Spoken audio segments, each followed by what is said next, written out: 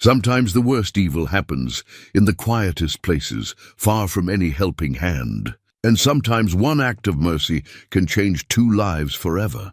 Deep in the Colorado wilderness of 1882, mountain man Ezra Cole finds fresh-turned earth beneath a stand of pines. When he sees a pale hand reaching through the soil, fingers trembling, he knows someone has been left to die. He digs with his bare hands and pulls out a beaten woman, barely alive. As he lifts her from the grave, she opens her eyes and whispers words that chill his blood. What she tells him will lead them both into danger neither could imagine. What did she whisper that changed everything? Before we jump back in, tell us where you're tuning in from. And if this story touches you, make sure you're subscribed, because tomorrow I've saved something extra special for you. Ezra Cole had been living alone in these mountains for near about 8 years now, and in all that time, he'd grown comfortable with the silence. Not the kind of silence that makes a man uneasy, mind you, but the sort that settles into your bones and becomes a companion of its own.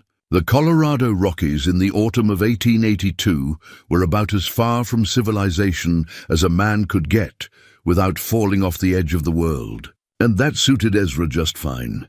His cabin sat in a small clearing, halfway up the western slope of what the old-timers called Sentinel Peak. It wasn't much to look at from the outside. Rough-hewn logs, chinked with moss and clay, a stone chimney that leaked smoke when the wind blew wrong, and a roof made of split cedar shakes that he replaced every few years. But it was solid work, built with his own 2 hands, and it kept the weather out. That was all a man really needed.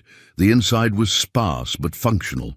A single room with a stone fireplace at one end, a rope bed with a corn husk mattress in the corner, and a table he'd crafted from a fallen pine. Shelves lined one wall, holding his modest supplies: flour and cornmeal in sealed tins, dried beans, salt pork wrapped in cloth, and mason jars filled with preserves he'd put up from wild berries. His rifles, a Henry repeater and an old Springfield from his army days, rested on pegs above the door.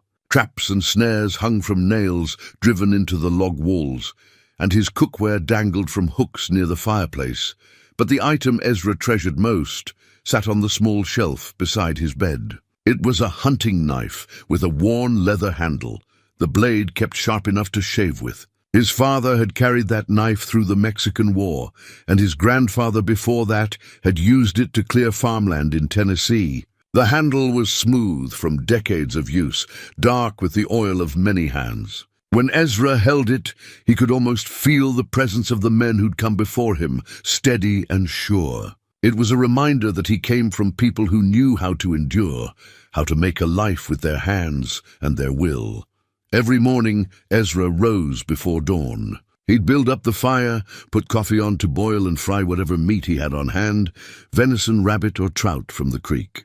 Then he'd dress in his buckskins, well-worn and supple, strap on his knife, take up his rifle, and head out to check his trap line. He had near about 20 traps scattered through the woods within a few miles of his cabin, set along game trails and near water sources where animals came to drink. The work was honest and straightforward.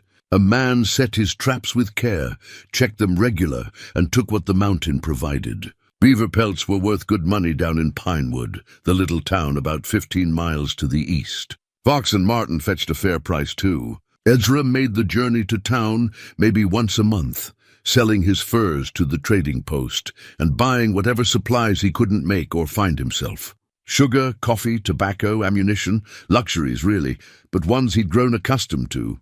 He didn't much care for Pinewood, truth be told. It was one of those frontier towns that had sprung up when gold was discovered in the nearby streams back in the 60s. The gold had mostly played out by now, but the town had hung on, surviving on timber and ranching and the stubborn determination of folks who'd put down roots and didn't want to pull them up again.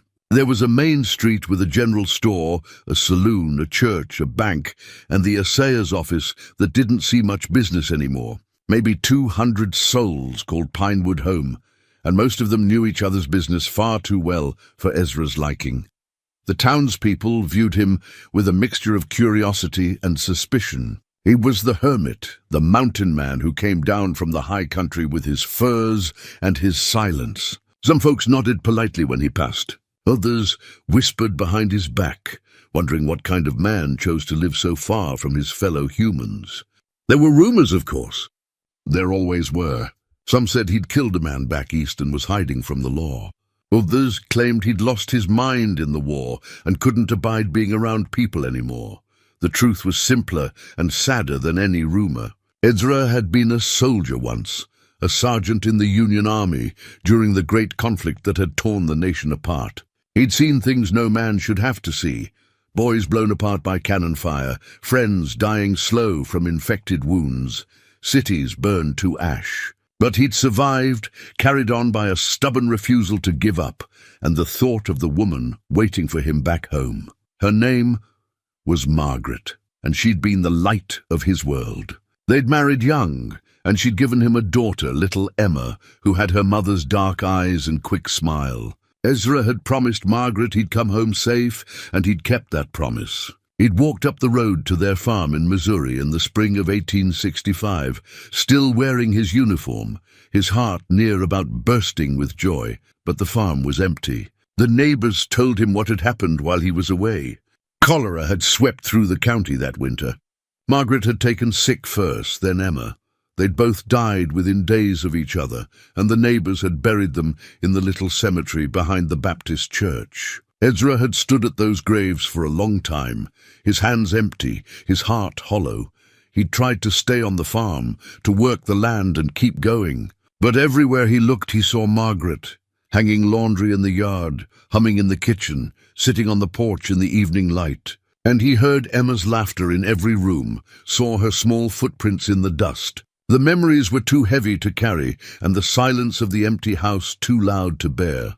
So he'd sold the farm, packed what little he wanted to keep, and headed west. He'd wandered for a time, working odd jobs, ranch hand, teamster, timber cutter. Nothing seemed to fit. Then he'd found these mountains, and something in their ancient stillness spoke to the broken places inside him. Here a man could breathe without the weight of the past pressing down quite so hard. Here the silence wasn't empty. It was full of wind and birdsong and the whisper of streams over stone. He'd built his cabin, established his trapline, and settled into a rhythm of days that followed the seasons. Spring meant mending traps and planting a small garden. Summer was for hunting and fishing and putting up food for winter. Autumn brought the best pelts and the hard work of preparing for the cold months ahead. And winter was for surviving, for keeping the fire fed and the wolves at bay, for the long nights when a man had nothing but his thoughts for company. It was a lonely life. Ezra wouldn't deny that. But it was a life he understood, one he could manage. Out here there were no expectations, no polite conversations that felt like lies, no need to pretend he was whole when he knew he was broken. The mountain didn't ask him to be anything but what he was, a man trying to live one day at a time. He'd had a few interactions with others over the years. There was Tom Fisher, an old-timer who ran a small workshop behind the general store in Pinewood. Tom repaired tools and made simple furniture, and he had a kind way about him that didn't pry. When Ezra came to town, he'd sometimes share a cup of coffee with Tom and listen to news of the world beyond the mountains. Tom seemed to understand that Ezra didn't need fixing, just a bit of human contact now and again. Then there was the preacher's wife, Mrs. Abigail Stone, who always tried to get Ezra to come to Sunday services. She was persistent in a gentle way, and though Ezra always declined, he appreciated that she kept asking. It meant she saw him as worth saving, and that was something, but mostly Ezra kept to himself. He'd nod to the sheriff when he saw him, a man named Dutch Morgan, who was competent enough, but had a reputation for looking the other way when it suited him. He'd do business with Carl Hennigan at the trading post, a fair dealer who didn't cheat on the weights. And he'd avoid the saloon and the men who drank there, fellows who got loud and mean when they had whiskey in them. There was one man in town Ezra actively disliked, and that was Mayor Silas Blackwood. Blackwood was a big man, with a bigger opinion of himself, always dressed in fancy clothes that seemed out of place in a rough mountain town. He owned the bank and had his fingers in most of the business that went on in Pinewood. There was something slick about him, something that reminded Ezra of officers he'd known in the war who'd send men to die and then take credit for the victory. Blackwood smiled too much and his eyes were cold, and Ezra had learned long ago to trust his instincts about men like that. He'd heard rumors over the years, whispers about how Blackwood had a way of getting what he wanted, how people who opposed him had a habit of meeting with bad luck. But it was none of Ezra's concern. He didn't involve himself in town politics or other people's troubles. He'd learned that lesson hard. Caring about people meant losing them, and he'd lost enough for one lifetime. The mountain provided everything he needed. Deer and elk for meat, fish in the streams, wild onions and herbs in the meadows. He knew where the best berry patches were, which mushrooms were safe to eat, where to find bee trees for honey. He could read the weather in the clouds and the behavior of animals. He knew when a storm was coming by, the way the wind shifted and the birds went quiet. This morning had started like any other. Ezra had risen in the pre-dawn darkness, built up his fire and put coffee on to boil. He'd fried some venison and eaten it with a piece of cornbread left over from the night before. Then he'd gathered his gear, his knife strapped to his belt, his rifle slung over his shoulder, and a canvas bag for whatever game he might find in his traps. The air was crisp and cool, carrying the scent of pine and the first hint of the snow that would come in another month or so. The aspens were turning gold on the hillsides, and the sky was that deep clear blue you only see in the high country. It was the kind of morning that made a man glad to be alive, even if he was alone. Ezra had worked his way along his trapline, checking each set with the careful attention that years of experience had taught him. He'd found a marten in one trap, a good pelt that would bring a decent price. In another, he'd discovered a young coyote that had somehow gotten caught. The animal was still alive, snarling and snapping in fear and pain. Ezra had dispatched it quickly and mercifully. He didn't take pleasure in killing, but he didn't shy from it either. It was part of the bargain between man and wilderness. By midday, he'd worked his way to the northern end of his trapline, near a place where a small creek tumbled down through a stand of pines. This was remote country, thick timber where few men ventured. It was one of the reasons Ezra had set traps here. The animals felt safe in these deep woods, and their guard was down. He was about 50 yards from his next trap when he noticed something odd. The ground ahead looked disturbed, as if someone had been digging. That was strange. Nobody came up here but him, and he hadn't been digging. He approached slowly, his hand moving instinctively to the rifle slung over his shoulder. As he got closer, his stomach tightened. The disturbed earth was in a rectangular shape, maybe 6 feet long and 3 feet wide. Fresh dirt had been piled to one side, and pine needles had been scattered over the top in a half-hearted attempt to conceal the work. But what made his blood run cold was what he saw emerging from that fresh-turned soil, a hand, pale and streaked with dirt, fingers slightly curled, reaching up through the earth as if grasping for the sky. Ezra's heart hammered in his chest. He'd seen death before, plenty of it, but this was different. This was wrong in a way that made his skin crawl. Someone had been buried here, and not too long ago. The earth was still damp and loose. He dropped to his knees beside the grave and began to dig with his bare hands, throwing dirt aside in frantic handfuls. His mind was racing. Who would do such a thing? And was the person still alive, or was he uncovering a corpse? His fingers hit fabric, then more dirt, then the solid form of a body beneath the soil. He dug faster, his breath coming hard, sweat breaking out on his forehead despite the cool air. He cleared the dirt away from the head and shoulders, and what he saw made him curse aloud. It was a woman. Her face was streaked with dirt and bruises, her lips cracked and bleeding. Her eyes were closed, and for a terrible moment Ezra thought he was too late. But then he saw her chest rise slightly, just a whisper of breath. She was alive. He redoubled his efforts, clearing the dirt away from her torso, her arms, her legs.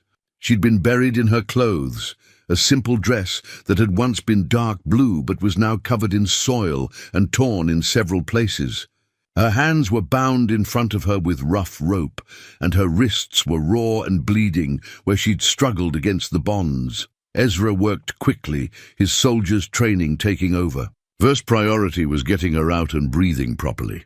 He scooped the dirt away from around her body and then carefully lifted her from the shallow grave. She was light in his arms, too light, as if she'd been going hungry for some time.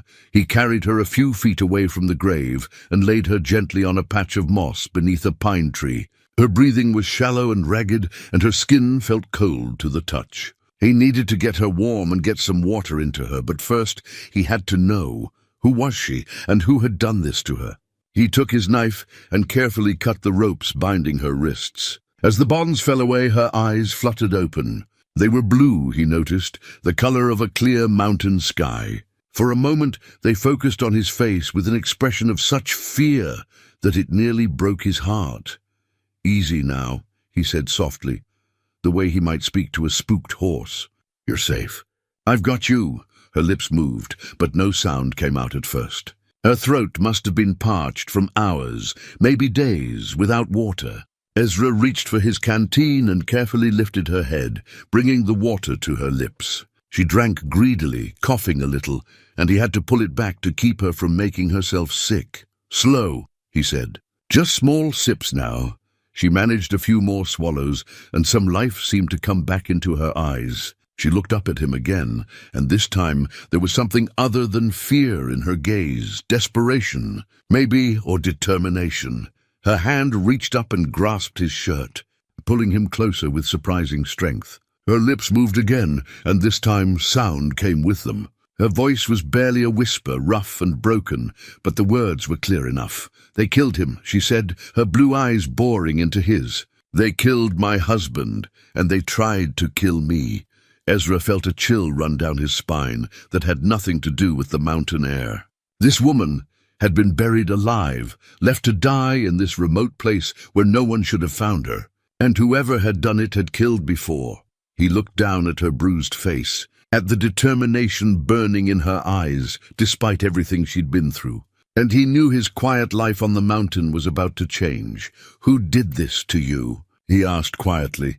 But her eyes were already closing again, her brief surge of strength fading. Her hand fell away from his shirt, and her head lolled to the side. She'd passed out, but her breathing was steadier now. She was alive, and if he could get her back to his cabin and tend to her properly, she'd stay that way. Ezra gathered her into his arms again and stood. He looked back at the empty grave one last time, at the disturbed earth that had nearly been this woman's final resting place. Then he turned toward home, toward his cabin, and the life of solitude he'd built so carefully over the past 8 years.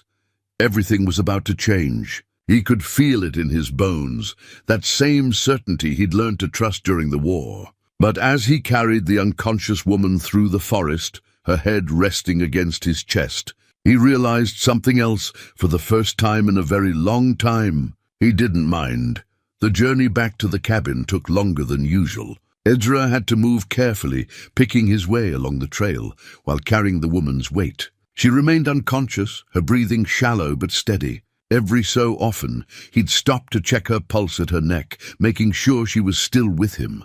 The sun had moved well past its peak by the time his cabin came into view. Ezra kicked the door open and carried her inside, laying her gently on his bed. It was the first time in 8 years that anyone besides himself had crossed this threshold, and for a moment he felt oddly self-conscious about the sparse surroundings, but there was no time for such foolishness. The woman needed care, and she needed it now.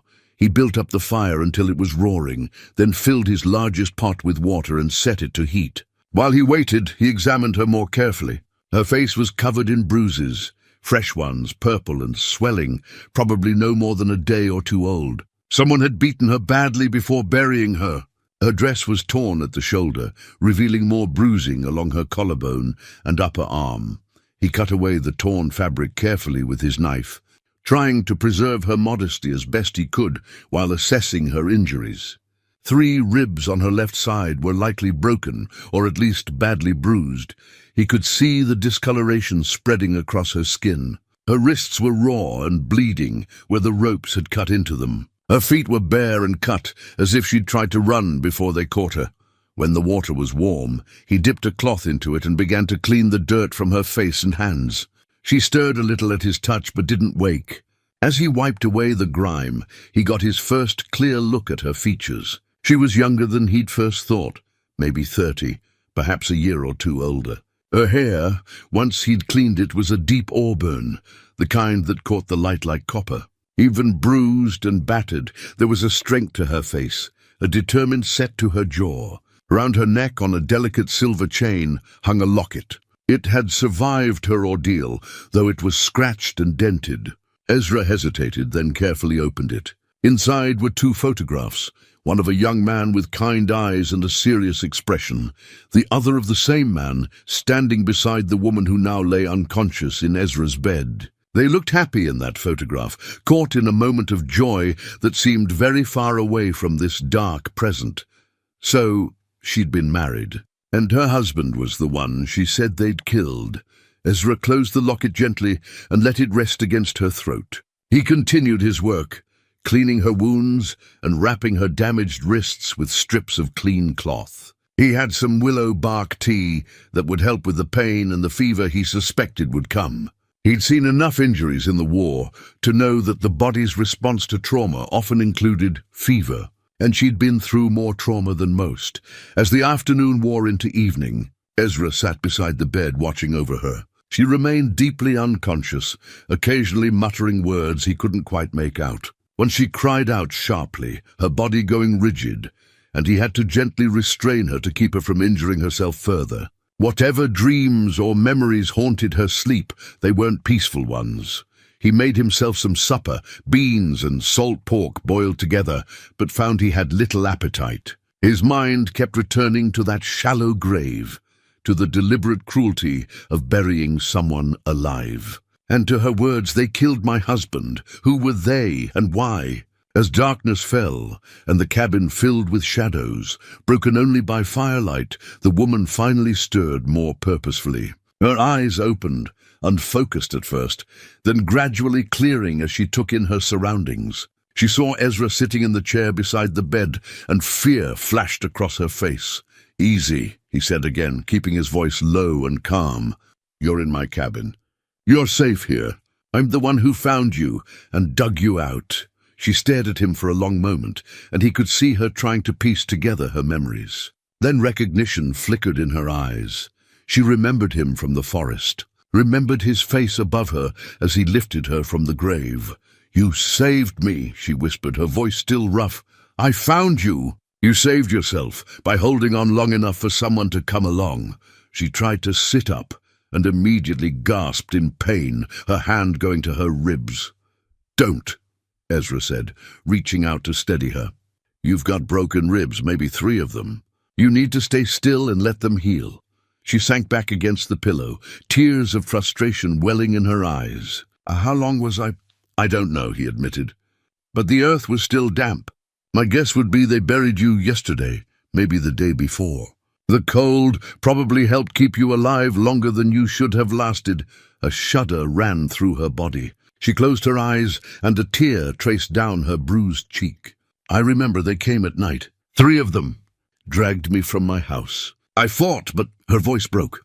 "They hit me until I couldn't fight anymore. Then they put me in a wagon, drove me far into the forest. Started digging." Ezra handed her the canteen, and she drank carefully this time, taking small sips. "Do you know why?" he asked gently. Her eyes opened again, and now there was something fierce in them, burning through the pain and exhaustion. "The land.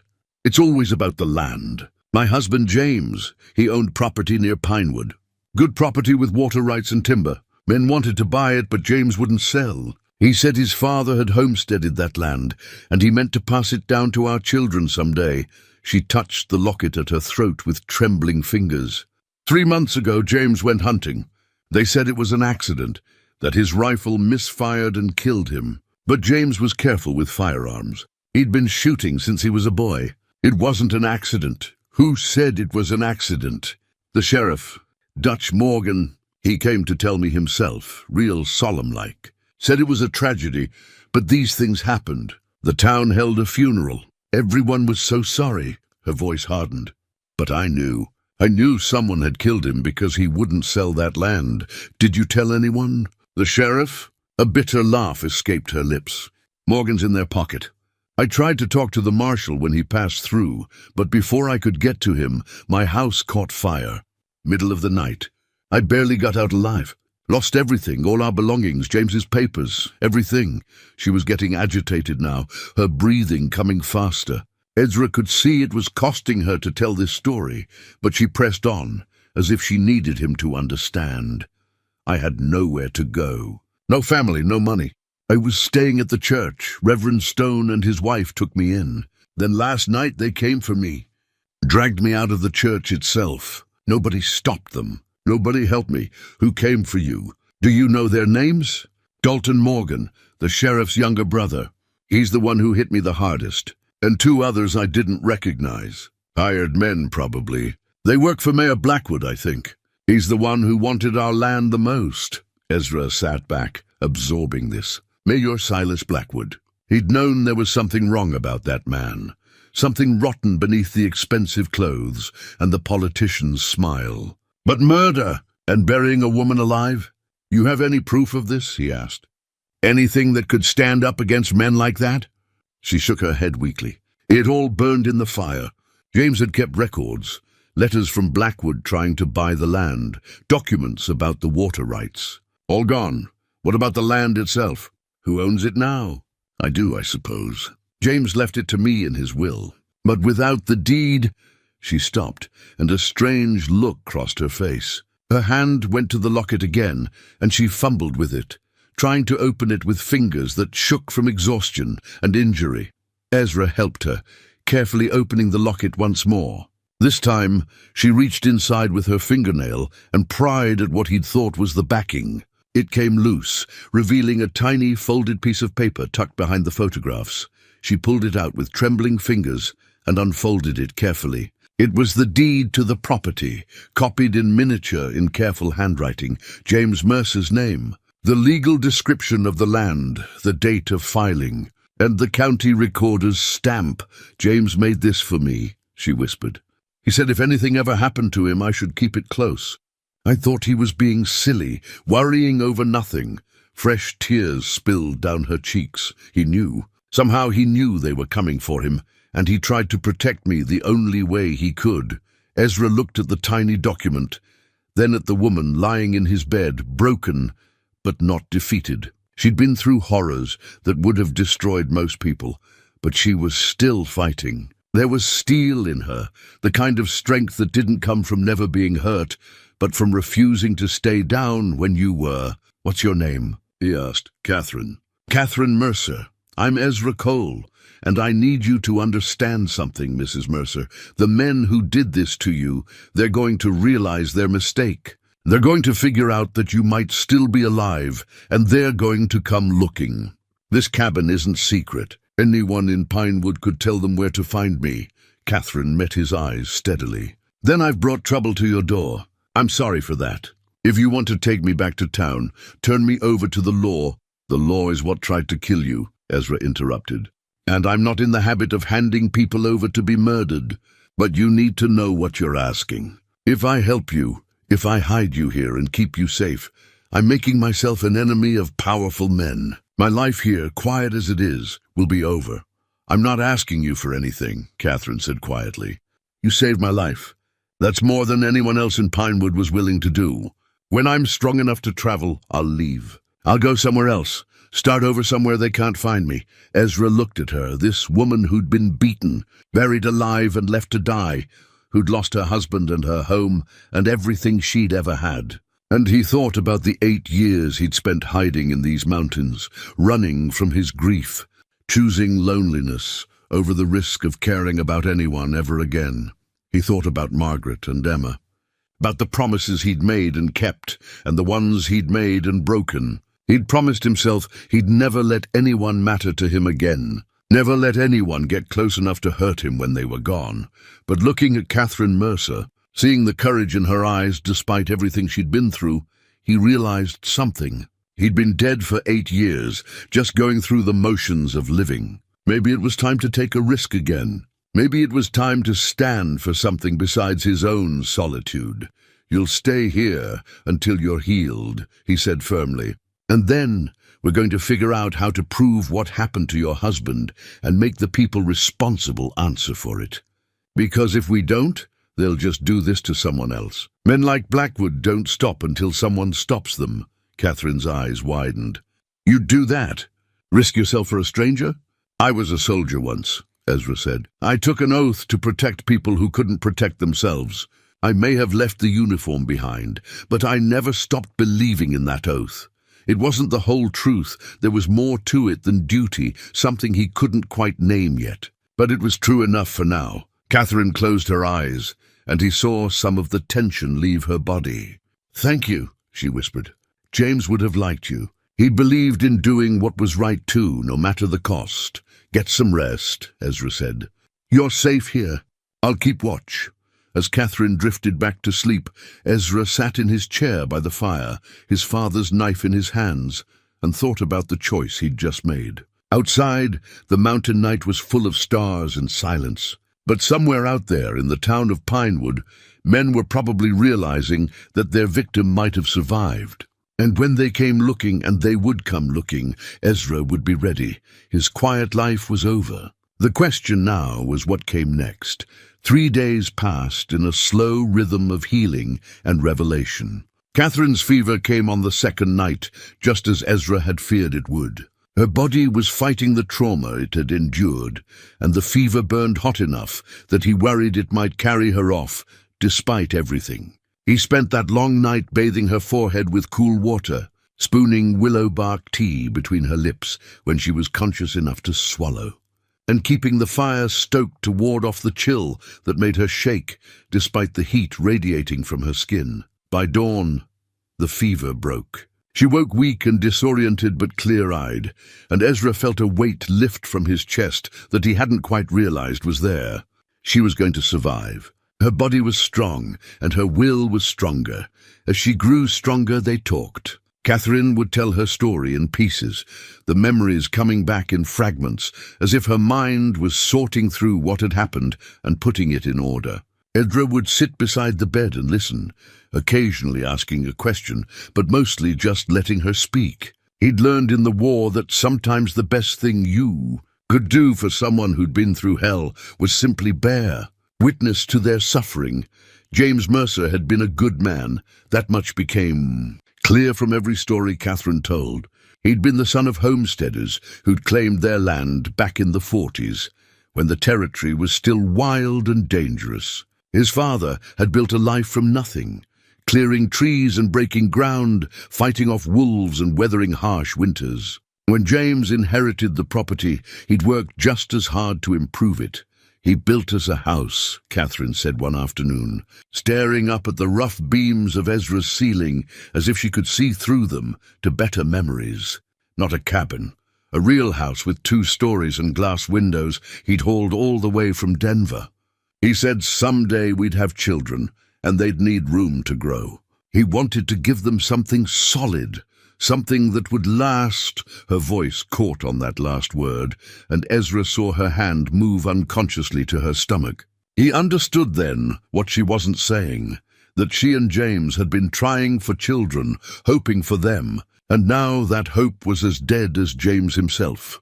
The property James had owned sat along Clearwater Creek, about 5 miles east of Pinewood. It was prime land, flat-bottom land, good for farming, with timber on the surrounding hills, and the creek providing year-round water. In this dry country, water rights were worth their weight in gold. A man who controlled water controlled everything downstream. Blackwood approached James about 2 years ago, Catherine continued. Wanted to buy the property, offered a fair price, I suppose, but James wasn't interested in selling. That's when things started to get difficult. She told him about the subtle pressures that had followed. Suddenly, James couldn't get credit at the bank, Blackwood's bank. When he tried to hire help during harvest, no one would work for him. There were whispers around town, suggestions that James was difficult to work with, that he had debts he wasn't paying. None of it was true, but mud sticks whether it's deserved or not. Then came the more direct threats. Fences cut in the night, livestock going missing, crops damaged by fire of suspicious origin. Each time, James reported it to Sheriff Morgan, and each time Morgan promised to investigate, but never found anyone responsible. James knew what was happening, Catherine said. He knew they were trying to drive him out, make him desperate enough to sell. But he was stubborn. He said his father hadn't given up when the Arapaho Raiders came through in '49, and he wasn't giving up now, because some town politician wanted his water rights. Ezra found himself respecting this man he'd never met, this James Mercer who'd stood his ground against powerful men. It took courage to do that, the kind of quiet, everyday courage that didn't make the history books, but built the bones of civilization, nonetheless. Tell me about the day he died, Ezra said gently. Catherine was quiet for a long moment, her fingers twisting the edge of the blanket. When she spoke, her voice was distant, as if she was seeing it all play out again in her mind. It was a Saturday morning in July. James said he was going up into the timber to scout for deer. Hunting season wouldn't start for months, but he liked to know where the game trails were, where the animals were moving. He took his rifle, that Springfield he'd carried in the war, and promised he'd be back by evening. They made him promise to be careful. Her voice broke slightly. He laughed and said I worried too much. She paused, gathering herself. He didn't come home that night. By morning, I was frantic. I rode into town and found Sheriff Morgan. He organized a search party. Him, his brother Dalton, and a few other men. They found James by noon. Where? Up in the timber just where he said he was going. They said his rifle had misfired. The barrel had exploded and a piece of metal had gone through his throat. Said he'd bled out in minutes, nothing anyone could have done. She looked at Ezra directly. But his rifle was new. He'd bought it just 6 months earlier from Carl Hennigan at the trading post. And James cleaned his weapons religiously. There's no way that rifle just exploded. Ezra had seen his share of weapons malfunctions in the war, and he knew they could happen. But Catherine was right to be suspicious. A new rifle, properly maintained, exploding like that was unlikely. And the location of the injury, the throat, was exactly where you'd aim if you wanted to make sure a man died quickly and quietly. Did you get to see the body? Catherine shook her head. They said the injury was too severe, that I shouldn't see him that way. They'd already wrapped him for burial by the time they brought him down from the mountain. Reverend Stone performed the service the next day. Half the town came. She laughed bitterly. They all said how sorry they were, how tragic it was. And all I could think was that some of them, maybe many of them, knew exactly what had happened and weren't saying a word. After James's death, things had moved quickly. Theodore Crane, a businessman who worked closely with Mayor Blackwood, had approached Catherine at the funeral itself. Before James was even in the ground, Crane was offering to buy the property, talking about how difficult it would be for her to manage it alone, how she might want to make a fresh start somewhere else. Catherine had refused. That's when the real trouble started. Someone broke into the house one night, she said. I was staying with a neighbor. I couldn't bear to be in that house alone so soon after losing James. When I came back, the place had been ransacked. They took James's papers, all his records about the property, correspondence with lawyers, everything. But they also destroyed things, broke furniture and dishes, smashed our wedding photograph. It wasn't just a robbery. It was meant to frighten me. She'd reported it to Sheriff Morgan, who'd made sympathetic noises, but done nothing. Then came more offers to buy, each one presented with increasing insistence. When she continued to refuse, her credit was cut off entirely. Merchants who'd been friendly suddenly wouldn't sell to her. The bank demanded immediate payment on a loan James had taken out to buy equipment, a loan that wasn't due for another year. I was being squeezed, Catherine said. They were making it impossible for me to stay, impossible to work the land or even live. But I wouldn't give them the satisfaction. James had died for that land, and I wasn't going to let them take it. Then came the fire. Catherine's voice went flat as she described waking to the smell of smoke, the orange glow visible through the window. The way the flames had already engulfed one side of the house by the time she realized what was happening. She'd barely escaped, running out in her nightclothes with nothing but the locket around her neck, The house burned to the ground, she said. Everything James had built, everything we'd shared, gone. Sheriff Morgan said it was probably a spark from the chimney, an accident. But there'd been no fire in that chimney for 2 days. It was July and the weather was hot. With no home and no money, Catherine had accepted refuge at the church. Reverend Stone and his wife Abigail had taken her in, given her a small room and tried to help. But Catherine knew she couldn't stay forever. She'd started making plans to leave Pinewood, to travel to Denver or maybe all the way to California, somewhere she could disappear and start over. She never got the chance. They came in the middle of the night, she said, and Ezra saw her whole body go tense with the memory. 3 men with masks over their faces, but I knew one of them was Dalton Morgan. I recognized his voice. They dragged me out of the church. I screamed, but no one came. Later I realized Reverend Stone and his wife had been locked in their bedroom somehow. They couldn't get out to help me. The men had thrown her into a wagon and driven her deep into the forest, far beyond where anyone would think to look. They'd beaten her when she fought, beaten her until she couldn't fight anymore. Then they'd made her watch while they dug the grave. Dalton was laughing, Catherine whispered, and Ezra saw tears on her cheeks. He said it was my own fault for being so stubborn. Said if I'd just taken the money and left town, none of this would have been necessary. He said, she stopped, swallowing hard. He said I'd be with James soon enough, and that's what I wanted anyway, wasn't it? They'd thrown her into the grave while she was still conscious. She remembered the sound of dirt hitting the boards they'd laid over her, the weight of the earth, pressing down, the terrible darkness, and the growing realization that this was how she was going to die. I don't know how long I was under there, she said. Hours, I think, maybe a whole day. Time stopped meaning anything. I prayed at first, prayed for rescue, for death, for anything but that suffocating darkness. Then I stopped praying and just endured. I told myself that if I was going to die, I wouldn't die afraid. I'd die angry. That anger kept me breathing. When Ezra had found her, when she'd felt the weight of the earth lifting, seen light again, she'd thought for a moment that she was already dead, and this was heaven. Then she'd seen his face and realized she was still alive, still in the world, and that meant she still had a chance to make things right. The land deed, Ezra said, bringing them back to practical matters. That's proof you own the property. If they think you're dead, they can't claim it legally. Catherine reached into the locket and pulled out the tiny folded paper again. James made this copy after the first time Crane approached him about buying. He said he didn't trust how hard they were pushing, that he wanted to make sure there was always a record of our ownership. He was so careful, so thorough.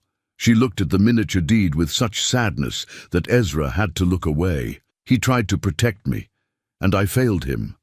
I should have left when I had the chance. Should have sold and gotten out before. Stop, Ezra said firmly. This isn't your fault. You didn't kill your husband. You didn't bury yourself alive.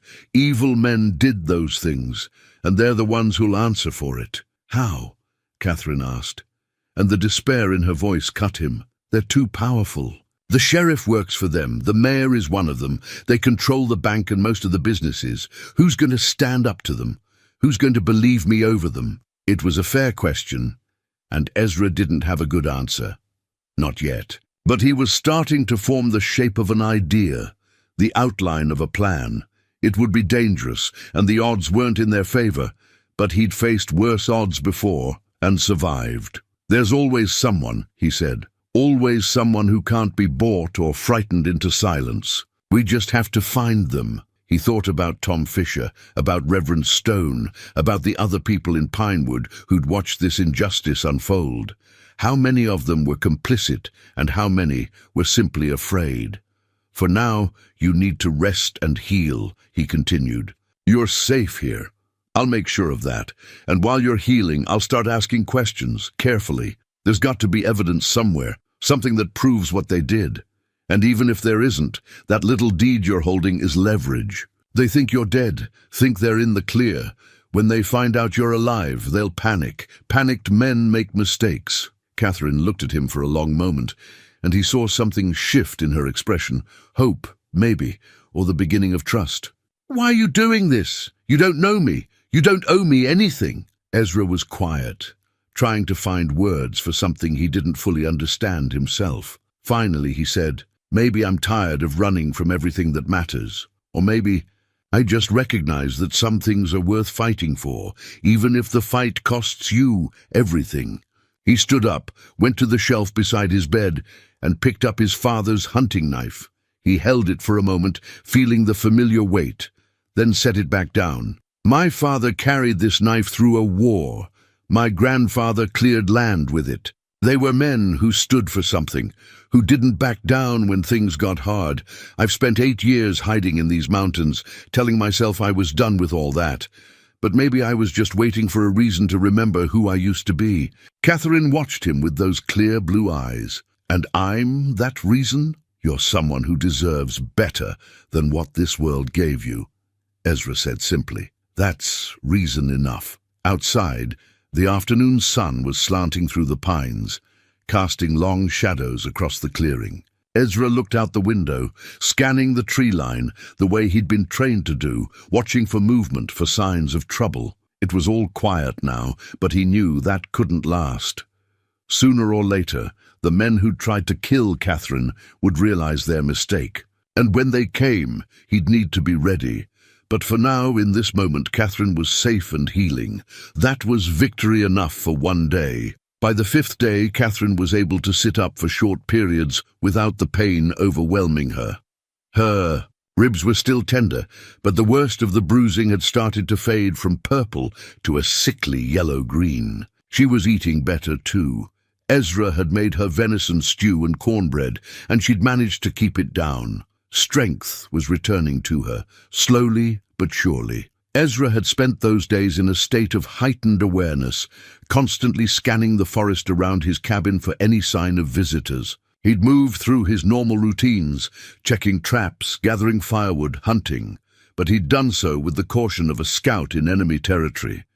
Every sound made him pause and listen. Every movement in the trees drew his eye. On the morning of the 6th day, his vigilance paid off. He was returning from checking his northern trapline when he caught the glint of sunlight on metal in the distance. He dropped to one knee immediately, his hand going to his rifle, and studied the forest below him. There, 3 riders picking their way up the mountain trail. They were still more than a mile away, but they were definitely heading toward his cabin.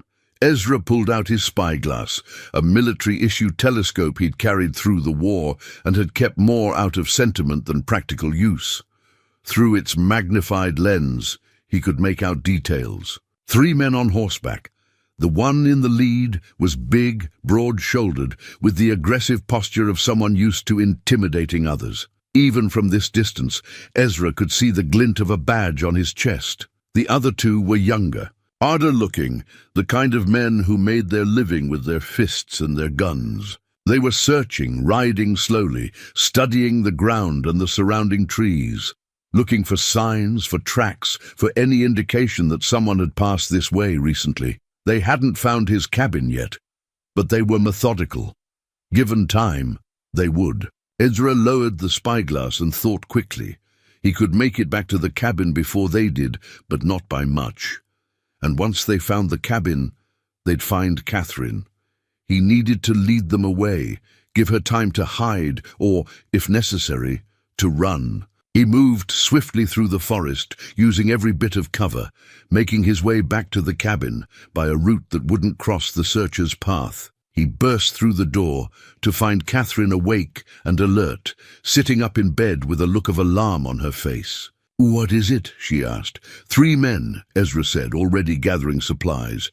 "Coming up the mountain. One of them's wearing a badge, probably Dalton Morgan. They're searching, and they're headed this way." Catherine's face went pale, but she didn't panic.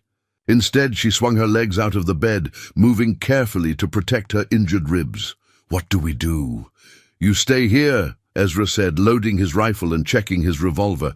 "Hide if you can, but stay quiet no matter what. I'm going to lead them away from here." "You can't face 3 armed men alone," Catherine protested. "I'm not going to face them. I'm going to make them chase me. There's a ridge about 2 miles north of here, rocky ground where they can't follow on horseback. I'll lead them there, lose them in the terrain, then circle back. By the time they figure out they've been fooled, I'll be back here with you." It was a solid plan, the kind of tactical maneuver Ezra had executed dozens of times during the war. But Catherine was shaking her head. "If something happens to you, because of me, nothing's going to happen to me," Ezra said with more confidence than he felt. "I know this mountain better than they know their own names. Trust me." He moved to the shelf beside his bed and picked up his father's hunting knife, checking that it was secure in its sheath. Then he went to a small wooden box tucked in the corner and pulled out a compass, an old brass instrument that had belonged to his father before him. He turned it over in his hands, feeling the familiar weight, the smooth, worn surface. "Take this," he said, holding it out to Catherine. She looked at him in confusion. "Why?" "Because if something does go wrong, if I don't come back, you'll need to know which direction to go. Head due east, follow the compass. You'll hit the town of Silver Creek in about 20 miles. It's beyond Blackwood's reach. Find the marshal there, tell him everything." Catherine took the compass with trembling hands. "Ezra, I'll be back," he said firmly. "But I need to know you'll be safe if I'm not. Promise me you'll go east if I don't return by tomorrow morning." After a long moment, she nodded. "I promise. But you'd better come back, Ezra Cole. I didn't survive being buried alive just to lose the one person who gave me hope." Something passed between them in that moment, something neither was quite ready to name. Then Ezra nodded, grabbed his rifle, and headed out the door. He moved quickly through the forest, deliberately leaving signs that a tracker could follow. A broken branch here, a scuffed patch of earth there. He wanted them to find his trail, wanted them to follow him away from Catherine. The afternoon sun filtered through the pine needles as he made his way north, always staying just ahead of where he judged the riders to be. After about a mile, he stopped and climbed a tall pine, pulling himself up into the branches where he could see the terrain below. Through his spyglass, he spotted the 3 men. They'd found his trapline and were following it toward the cabin. The big one, definitely Dalton Morgan, he could see that now, was pointing and giving orders to the other 2. Ezra cupped his hands around his mouth and let out a sound that would carry, not quite a shout, but a sharp call that would draw attention. He saw all 3 men's heads snap around, looking for the source. Then he climbed down quickly and moved north again, making sure his trail was clear. It worked. Through the trees, he could hear the sound of horses being spurred into faster movement, the men calling to each other as they pursued. They'd taken the bait. Ezra led them on a winding chase through increasingly rough terrain. He knew every game trail, every hidden ravine, every stand of deadfall that would slow horses but not a man on foot. He moved with the efficiency of long practice, conserving his energy, always staying just far enough ahead that they couldn't get a clear shot, but close enough that they wouldn't give up the pursuit. After an hour, he reached the rocky ridge he'd been aiming for, a stretch of broken granite and scattered boulders where no horse could follow. He scrambled up onto the rocks and paused, looking back. The 3 men had dismounted and were arguing. He could hear their voices carrying on the wind, frustrated and angry. "He's up there somewhere," one of them shouted. "We got him cornered." "Cornered nothing," came Dalton Morgan's voice. "He knows this country. We don't. We go up there on foot, he could pick us off one by one." Ezra smiled grimly. At least one of them had sense. He used their hesitation to put more distance between them, working his way along the ridge until he found a narrow defile that would take him back down on the far side. From there, he could circle around and return to the cabin from a different direction. As he moved through the rocks, he noticed something that made him pause. Fresh boot prints in a patch of soft earth between 2 boulders. Someone else had been up here recently, and recently enough that the prints hadn't been eroded by weather. He knelt to examine them more closely. The tread was distinctive, cavalry boots, the kind soldiers wore. And the stride suggested someone tall, moving with purpose. Had there been a 4th man, or had someone else been scouting his cabin? Either way, it was troubling. He filed the information away and kept moving. By the time the sun was setting, Ezra had made a wide circle and was approaching his cabin from the west. He moved cautiously, checking for any sign that the searchers had found it while he was gone. But the cabin looked undisturbed, smoke rising from the chimney just as he'd left it. He approached slowly, rifle at the ready, scanning the tree line. Nothing moved. No horses were tied nearby, no men waiting in ambush. He slipped up to the door and gave their agreed-upon signal. 3 soft knocks, then 2. The door opened immediately, and Catherine stood there with his old army revolver in her hands. When she saw it was him, relief flooded her face. She lowered the gun and stepped back to let him inside. "Thank God," she breathed. "I've been listening for you for hours." Ezra stepped inside and barred the door behind him. "They didn't find the cabin. I led them north into the high country, lost them in the rocks. They'll probably give up and head back to Pinewood before full dark." Catherine set the revolver down on the table with shaking hands. "I heard them," she said. "Earlier, before you drew them away.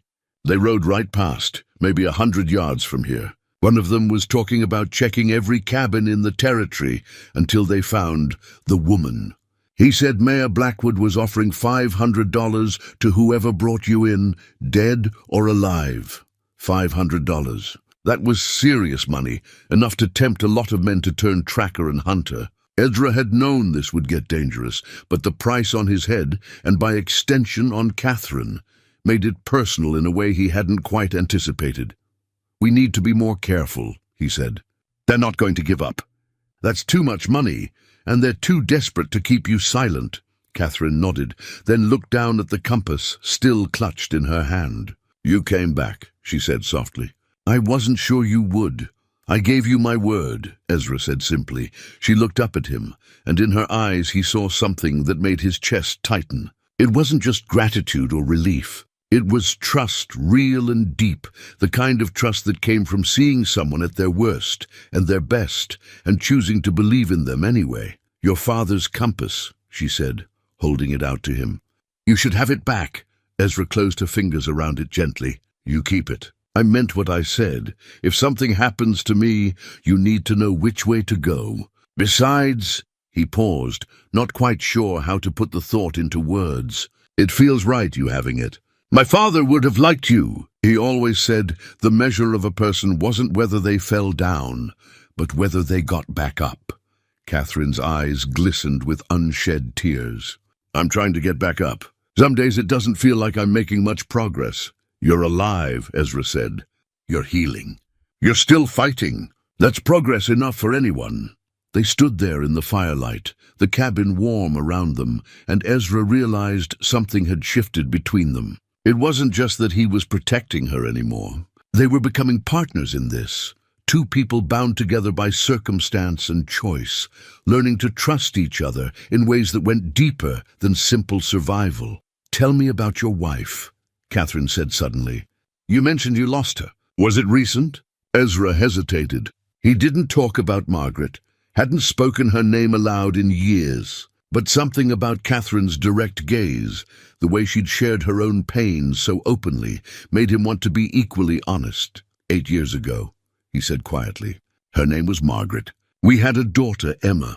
They died of cholera while I was away at war. By the time I got home, they'd been buried for 6 months. "I'm sorry," Catherine said, and the simple sincerity in her voice was more comforting than any elaborate condolence. "I came out here to get away from the memories," Ezra continued. "Thought if I could just be alone long enough, far enough from everything we'd shared, the pain would fade. But it doesn't work that way. Pain doesn't fade. You just learn to carry it differently. James has been gone 3 months, Catherine said. Some days it feels like yesterday. Other days it feels like a lifetime. I don't know which is worse." She touched the locket at her throat. "I loved him so much. The thought that I might forget what his voice sounded like, what his laugh was like, it terrifies me." "You won't forget," Ezra assured her. "The important things stay with you, and carrying those memories doesn't mean you can't keep living. It just means you're honoring what you had by not letting it destroy what you might still have." Catherine met his eyes. "Is that what you're doing? Living again?" Ezra considered the question. I think maybe I'm starting to. You showing up in my life, it wasn't what I expected or wanted. But maybe it was what I needed. A reason to care about something beyond my next trapline, my next meal. A reminder that there are still things worth fighting for.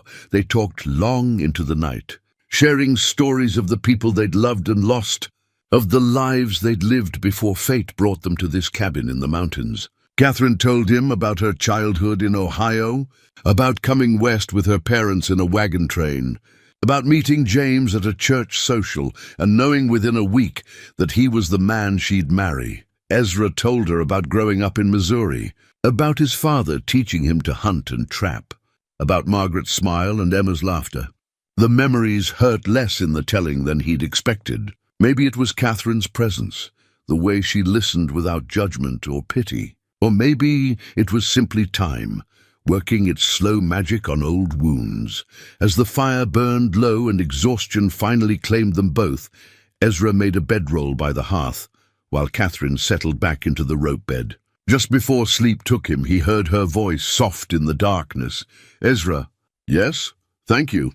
For everything. For saving me, for protecting me, for... She paused. For seeing me as more than just a victim who needs rescuing. For treating me like I'm still a person who matters. You do matter, Ezra said. More than you know. There was a long silence, and then Catherine's breathing deepened into sleep.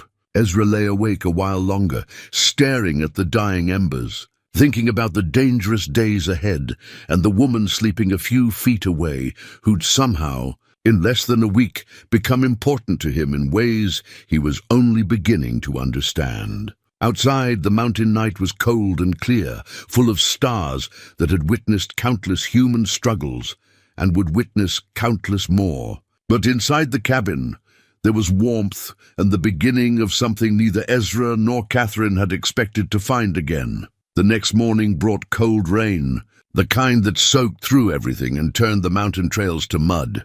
Ezra stood at the cabin window, watching water stream down the glass, and felt a grim satisfaction. The rain would wash away tracks, make following trails nearly impossible. It bought them time.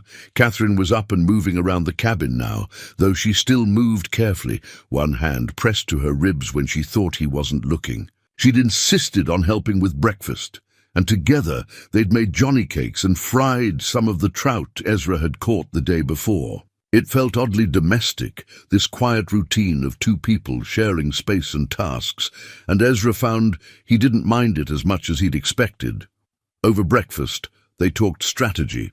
The men hunting them wouldn't give up just because of bad weather. If anything, they'd be more determined now, knowing their quarry was somewhere in these mountains. Sooner or later, they'd find the cabin. It was inevitable. We can't just wait here for them to come, Catherine said, echoing Ezra's own thoughts. We need to do something. Take the fight to them somehow. Agreed, Ezra said, but we're outnumbered and outgunned. They control the town, the law, probably most of the men with guns for hire in the territory. A direct confrontation would be suicide. Then we need leverage, Catherine said. Something that makes them more afraid of what we know than we are of what they can do. Ezra thought about that. You mentioned James kept records, documentation of Blackwood's attempts to buy the land. All of that burned in the fire, you said. Everything I knew about, Catherine confirmed.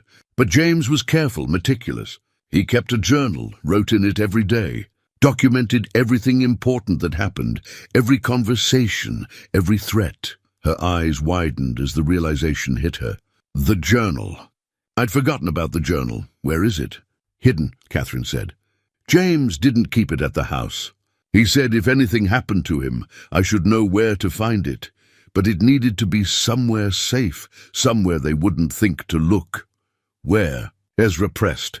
Catherine stood up and moved to the window, staring out at the rain. The church. There's a loose stone in the foundation on the north side, behind the rose bushes Mrs. Stone planted. James put the journal in a tin box and hid it there. He said churches were sacred ground, that even evil men would hesitate to desecrate a church. Ezra wasn't so sure about that, but the logic was sound enough. If the journal was still there, if it contained evidence of Blackwood's corruption and threats, It could be exactly the leverage they needed. "Getting to Pinewood will be dangerous," he said. "They're looking for us." "The minute we show ourselves, we don't show ourselves," Catherine interrupted.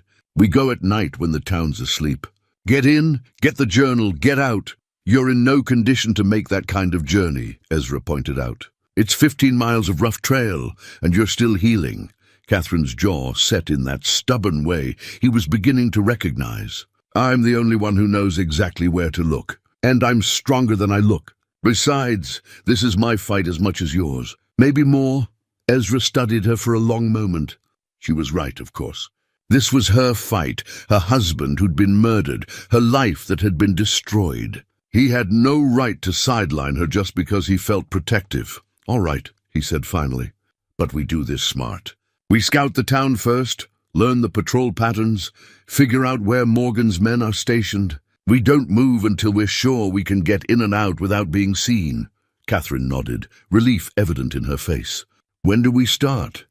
"Tomorrow night, if the weather clears. For today, we prepare." They spent the day getting ready. Ezra cleaned and checked their weapons.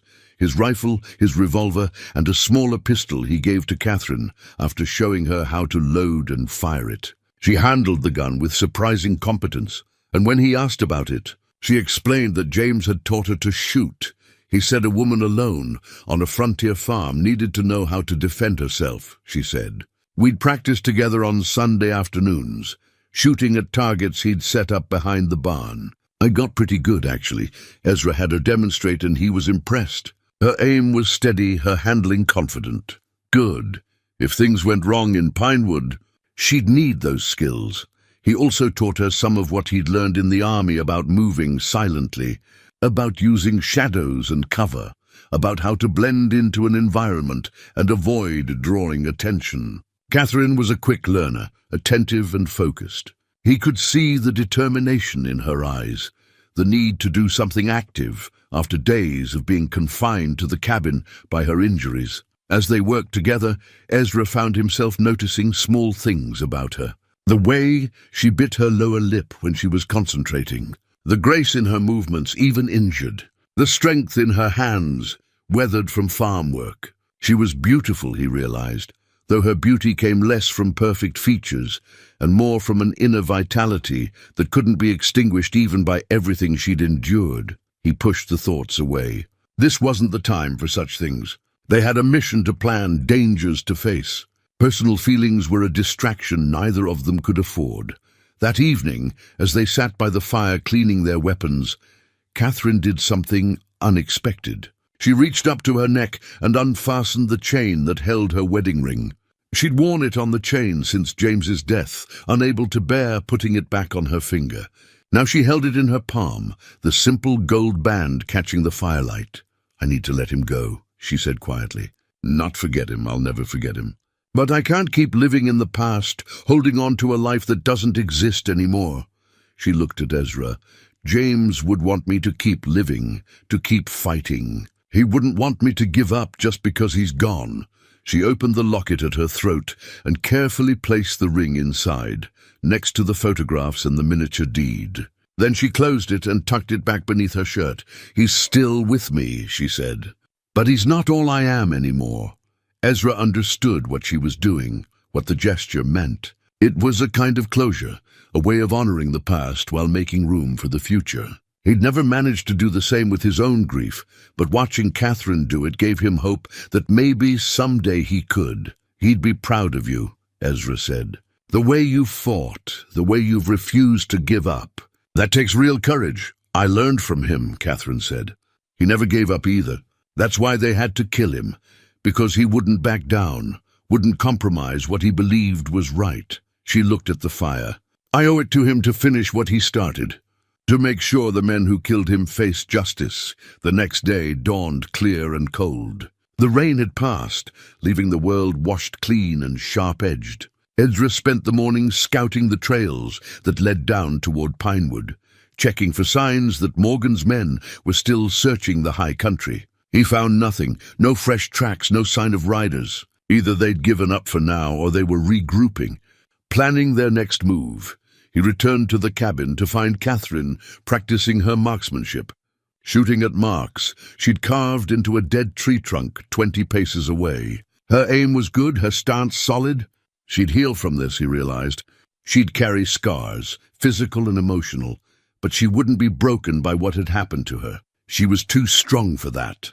That night, as darkness settled over the mountains, they prepared to leave. Ezra packed light, just essentials, ammunition, and some dried meat, in case they needed to stay out longer than planned. Catherine dressed in some of Ezra's spare clothes. They were too big for her, but they were dark and practical, better for moving unseen than her torn dress. Before they left, Ezra went to the shelf beside his bed and picked up his father's hunting knife. He'd been carrying it every day since finding Catherine, but tonight felt different. Tonight, they were walking into real danger, and he wanted her to have something that might help keep her safe. "Take this," he said, offering her the knife. Catherine looked at it, then at him. "That's your father's knife. You said it's been in your family for generations, which is why I know it's reliable," Ezra said. "It's saved my life more than once. Maybe it'll do the same for you if you need it." Catherine took the knife reverently, testing its weight, feeling the worn smoothness of the handle. "I'll take good care of it," she promised. "Just take care of yourself," Ezra said. "The knife's just a tool. You're what matters." They left the cabin as the last light was fading from the western sky. The journey to Pinewood would take most of the night if they moved carefully, and they couldn't afford to be spotted. Ezra led the way, moving silently through the forest, with Catherine following close behind. She moved well, he noticed, quietly and with awareness of her surroundings. The training he'd given her had taken root. As they descended the mountain, Ezra's mind was working through contingencies. What if the journal wasn't there? What if someone had found it? What if this was all a trap, a way to lure them into the open? But there was no other choice. They needed that journal. Without it, they had nothing but Catherine's word against Blackwood's power, and in a contest like that, power usually won. The moon rose nearly full, casting silver light through the trees. It made travel easier, but also more dangerous. They'd be more visible if anyone was watching. Ezra kept them to the shadows as much as possible, moving from cover to cover, always listening for sounds that didn't belong. They were about halfway to Pinewood when Ezra heard it, the faint sound of voices carried on the night wind. He held up a hand, signaling Catherine to stop and be silent. They both crouched low, listening. 2 men, maybe 3, somewhere ahead and to the left. They were talking in normal voices, not trying to be quiet, which meant they weren't expecting company. Probably a patrol, Ezra figured. Men stationed along the trails to watch for anyone coming down from the mountains. He motioned for Catherine to follow him, and they circled wide around the voices, adding half a mile to their journey but avoiding contact. As they moved, Ezra caught a glimpse through the trees of a campfire and the silhouettes of men sitting around it. 3 of them armed, keeping watch. Blackwood was serious about finding them. That level of effort, that many men, it spoke to either great fear or great greed. Probably both. They continued on, moving even more carefully now that they knew there were patrols out. It took another 3 hours of cautious travel before the lights of Pinewood became visible through the trees below them. The town was mostly dark, just a few lamps still burning in windows where people were keeping late hours. Ezra and Catherine found a spot on a hillside overlooking the town and settled in to watch and wait. They needed to understand the lay of the land before they moved in, where the sheriff's office was, which buildings had lights on, where people might be moving even at this late hour. The church sat on the eastern edge of town, its white steeple visible in the moonlight. It looked peaceful, almost welcoming, standing there in the night. Hard to believe that such a place of sanctuary had been violated when men dragged Catherine from it to her intended death. "There," Catherine whispered, pointing. "You can see the rose bushes on the north side. That's where the journal is hidden." Ezra studied the approach. The church was set back from the main street, surrounded by a low fence. The nearest building was the general store, dark and closed up for the night. If they timed it right, came in from the back, they could reach the church without being seen from the street. "We wait until the moon sets," Ezra said. "Another hour. Then we move. They settled in to wait, sitting close together for warmth as the night grew colder. Ezra was acutely aware of Catherine beside him, of the steady rhythm of her breathing, of the occasional times their shoulders brushed together. There was a comfort in her presence that he hadn't felt in years, a sense of partnership that went beyond the practical necessities of their situation. "Ezra," Catherine said softly. "Yes? Whatever happens tonight, whatever happens after, I want you to know I'm grateful.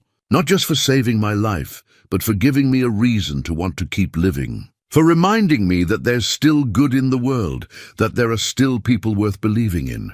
Ezra didn't know what to say to that. He wasn't used to being seen as good, wasn't comfortable with the weight of someone else's faith in him. But he found he didn't want to disappoint her, didn't want to be less than she thought he was. "We're going to get through this," he said instead. "We're going to get that journal, expose what Blackwood did, and make sure James gets the justice he deserves." "And after that?" Catherine asked. "After that, we figure out what comes next, together." It was a promise, and they both knew it. A commitment to something more than just surviving the next few hours. It was the beginning of something neither had expected to find, a future that might actually be worth living. When the moon finally set and darkness deepened, they moved. They moved like shadows through the sleeping town, keeping to the back ways and alleys. Ezra led, with Catherine following close behind, both of them hyper-aware of every sound, every patch of light, every potential threat. The streets were empty, most folks long since gone to bed, but Ezra knew that didn't mean they were safe. Sheriff Morgan would have men watching, and all it would take was one alert sentry to raise the alarm. They reached the back of the church without incident. The building loomed above them, its white walls pale in the starlight. Up close, Ezra could see that it was older than he'd realized, the paint peeling in places, the wood weathered by years of mountain winters. It had a look of quiet endurance about it, as if it had seen countless troubles come and go and remained standing through them all. Catherine led him around to the north side, where a tangle of rose bushes grew against the foundation. Even in the darkness, Ezra could make out the thorny branches, bare now in the late autumn cold. Catherine knelt beside them, running her hands along the stone foundation until she found what she was looking for. "Here," she whispered. Ezra knelt beside her and saw that one of the foundation stones was slightly different from the others, a little more weathered, sitting not quite flush with its neighbors. He worked his fingers around the edges and pulled. The stone came free with surprising ease, revealing a dark hollow behind it. Catherine reached into the space and pulled out a tin box about the size of a large book. Her hands were shaking as she opened it. Inside, wrapped in oilcloth, was a leather-bound journal. Even in the faint starlight, Ezra could see the relief and triumph in Catherine's face. "He didn't lie to me," she whispered. "It's here. It's really here. Let's get out of here before we look at it," Ezra said, scanning the shadows around them. "We can study it once we're safely away." But Catherine had already opened the journal, her fingers tracing the familiar handwriting. "This is James's hand," she said, her voice breaking slightly. "His words." Ezra understood the impulse. This was a piece of her husband, preserved and speaking across the gulf of death. But they couldn't linger. Every moment they stayed increased the risk of discovery. "Catherine," he said gently but firmly, "we need to go, now." She nodded, closing the journal and wrapping it back in the oilcloth. She tucked it inside her shirt against her body where it would be secure. Then she helped Ezra replace the stone, making sure everything looked undisturbed. They were turning to leave when Ezra heard it, the sound of boots on wooden boards coming from the front of the church. He grabbed Catherine's arm and pulled her down behind the rose bushes, both of them freezing in place. Two men came around the corner of the church, moving slowly, talking in low voices. One of them carried a lantern that cast dancing shadows across the ground. Ezra recognized one of the voices. It was Sheriff Dutch Morgan himself. "I still think this is a waste of time," Morgan was saying. "If the woman was alive, someone would have seen her by now." "Mayor Blackwood doesn't agree," the other man replied. Ezra didn't recognize this voice, but there was something cold and professional about it. He wants every building checked, every hiding place searched. That includes the church. The Reverend won't like us poking around his church in the middle of the night, Morgan said. The Reverend will do as he's told, same as everyone else in this town. Besides, we're not here to make trouble. Just doing our duty, keeping the town safe from a dangerous fugitive and his accomplice. Ezra felt Catherine stiffen beside him at the description. That's how they were spinning it. He was the dangerous one, and she was either his victim or his willing helper in some undefined crime. It was clever, really, made hunting them seem like righteous work, instead of covering up murder. The two men were now standing not 10 feet from where Ezra and Catherine crouched behind the bushes. The lantern light swept across the ground, and Ezra pressed himself flat, pulling Catherine down with him. The thorns from the rose bushes dug into his back, but he didn't move, didn't even breathe. "Check the foundation," the unfamiliar voice said. "Make sure there's no sign of forced entry." Footsteps came closer. Ezra's hand moved slowly to his revolver, but he knew that if he had to use it, they were as good as dead. A gunshot would bring every man in Pinewood running, and they'd never make it out of town. The lantern light played across the rose bushes, and for a terrible moment, Ezra thought they'd been spotted. But then Morgan spoke from the other side of the church. "Nothing over here. Place is locked up tight." "All right," the other man said. "Let's check the cemetery, then we'll move on to the schoolhouse." The footsteps retreated. Ezra waited, counting to 100 in his head, making sure they were really gone before he allowed himself to move. Catherine was trembling beside him, whether from fear or cold or the adrenaline crash, he couldn't tell. "Easy," he whispered. "They're gone." "We're all right." "That was too close," Catherine breathed, "which is why we need to leave. Now before they circle back." They moved quickly but carefully, retracing their path through the back ways of town. Every shadow seemed to hide a threat. Every sound made them freeze and listen. But luck was with them, and they made it to the edge of town without being seen. Once they were back in the forest, climbing up into the mountains, they allowed themselves to move faster. The danger wasn't over. They were still in hostile territory, but at least they had the advantage of knowing the land better than their pursuers. They stopped to rest about 2 miles up the trail, in a small clearing where they could see anyone approaching from below. Catherine pulled out the journal, and by the light of a small candle Ezra lit and shielded with his hand, they began to read.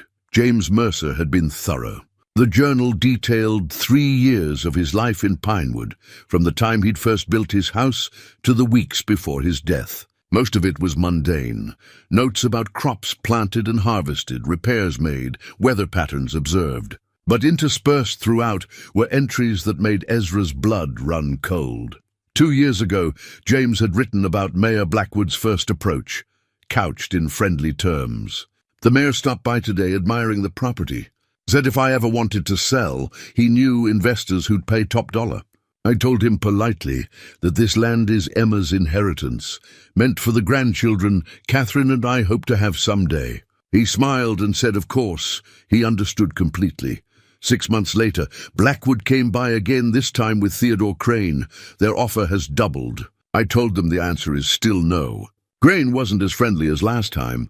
He said water rights are too valuable to be wasted on a small farm, that the town's growth depends on access to Clearwater Creek, suggested I might face difficulties if I continued to be unreasonable. I showed them off the property. 3 months after that, someone cut the fence along the north pasture, lost 3 head of cattle, reported it to Sheriff Morgan, who promised to investigate but seemed skeptical that it was anything more than an accident. I know better.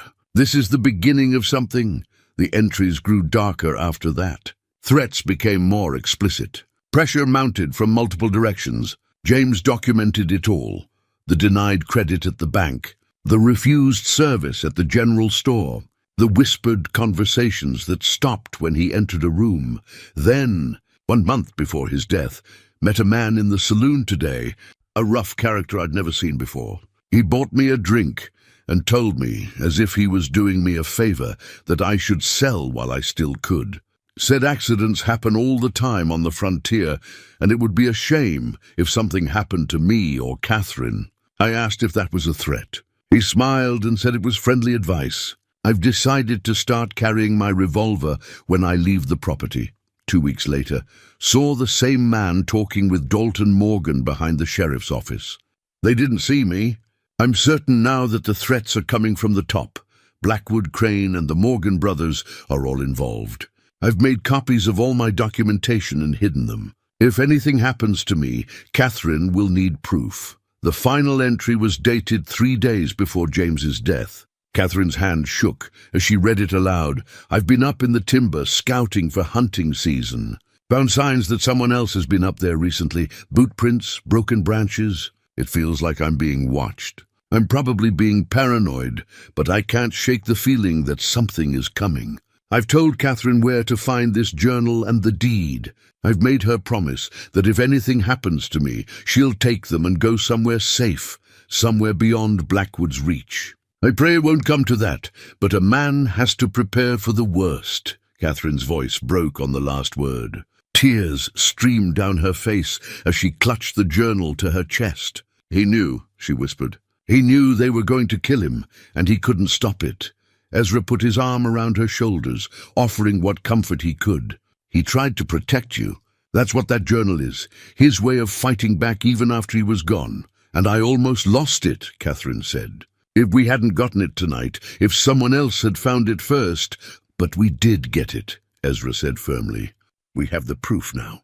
Everything James documented, every threat, every incident, it's all here in his own hand. This is what we need to bring Blackwood down. Catherine wiped her tears away and looked at him with renewed determination. What do we do with it? First, we read the whole thing, make sure we understand exactly what we're dealing with. Then we figure out who we can trust with this information. There's got to be someone, a federal marshal, a territorial judge, someone beyond Blackwood's influence who can act on this evidence. There is, Catherine said, sudden hope lighting her face. James mentioned it in one of the entries. A federal marshal makes rounds through this territory every few months. He's due to come through Pinewood in about 2 weeks. 2 weeks, Ezra repeated. That's not much time, but it's something. We keep ourselves alive and hidden until the marshal arrives.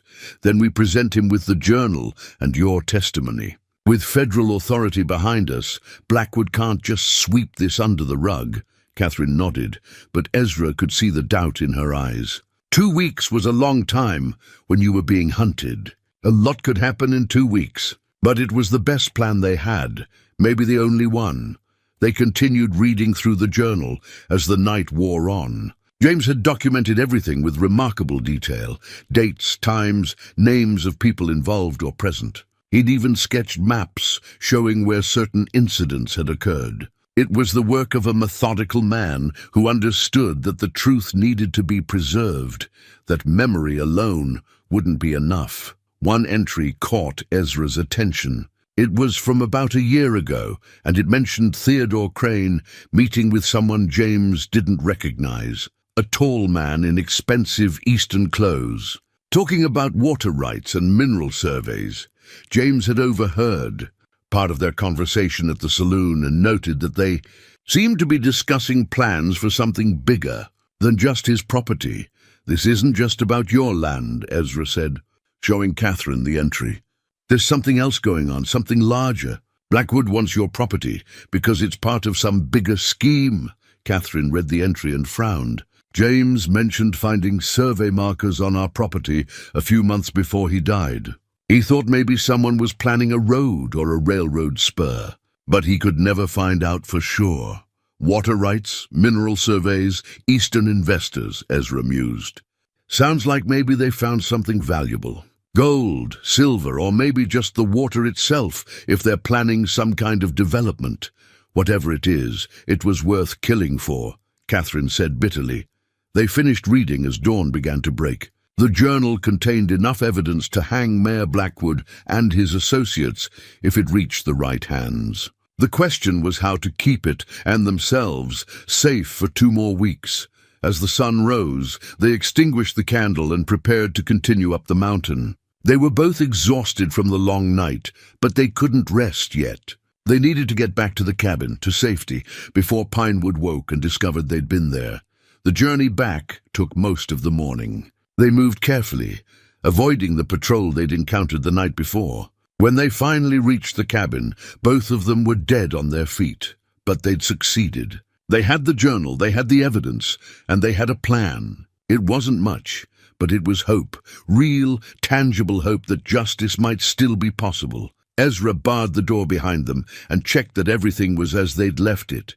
No sign of visitors, no indication that anyone had found the cabin while they were gone. He built up the fire while Catherine carefully wrapped the journal in oilcloth again and hid it beneath a loose floorboard under the bed. "Get some sleep," Ezra said. "I'll keep watch for a few hours, then we'll trade off." But Catherine came to stand beside him, close enough that he could feel the warmth of her presence. "I couldn't have done this without you," she said quietly. "Getting that journal, surviving these past days, none of it would have been possible alone." "You're stronger than you think," Ezra replied. "You would have found a way." "Maybe," Catherine said. "But I'm glad I didn't have to try." She reached up and touched his face, her fingers gentle against his bearded cheek. "You're a good man, Ezra Cole. Better than you give yourself credit for." Before he could respond, she stood on her toes and kissed him. Soft and brief, but unmistakable in its meaning. Then she stepped back, color rising in her cheeks. "I'm sorry," she said quickly. "I shouldn't have. It's too soon, and I'm not—" Ezra stopped her words by pulling her close and kissing her properly, with all the feeling that had been building between them over these intense days. When they finally broke apart, both of them were breathing hard. "Don't apologize," he said. "And don't think you're betraying James's memory. Love isn't a finite resource. You can honor what you had with him and still be open to what might be possible now."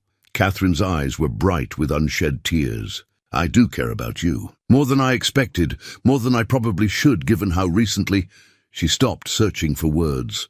"Is it wrong to feel something for you when James has only been gone 3 months? There's no rule book for grief," Ezra said. "No timeline that says when it's acceptable to start living again. You loved your husband. That love doesn't diminish just because you're finding room in your heart for something new." He paused, then added, "I spent 8 years refusing to let myself feel anything for anyone. I thought I was honoring Margaret's memory, but really I was just hiding from life. Don't make the same mistake I did." Catherine nodded slowly. "We should rest," she said. "We'll need our strength for what's coming." "We will," Ezra agreed. But neither of them moved to separate, standing there in the firelight, holding each other, drawing strength and comfort from the contact. Finally, exhaustion won out. They separated reluctantly, and Catherine lay down on the bed while Ezra took up his post by the window. But something had shifted between them. Some barrier had been crossed. They weren't just allies anymore, weren't just two people thrown together by circumstance. They were becoming something more, though neither was quite ready to name it yet. As Ezra kept watch, his mind was racing with plans and possibilities. They had 2 weeks to survive, 2 weeks to prepare. The journal was safely hidden. Their position was secure for now, and they had a clear goal. But he couldn't shake the feeling that Blackwood wouldn't wait 2 weeks. Men like that didn't sit idle when their crimes were threatened with exposure. Something was coming. He could feel it the way he'd learned to feel incoming danger during the war, a prickling sensation at the back of his neck, an instinctive awareness that the calm wouldn't last.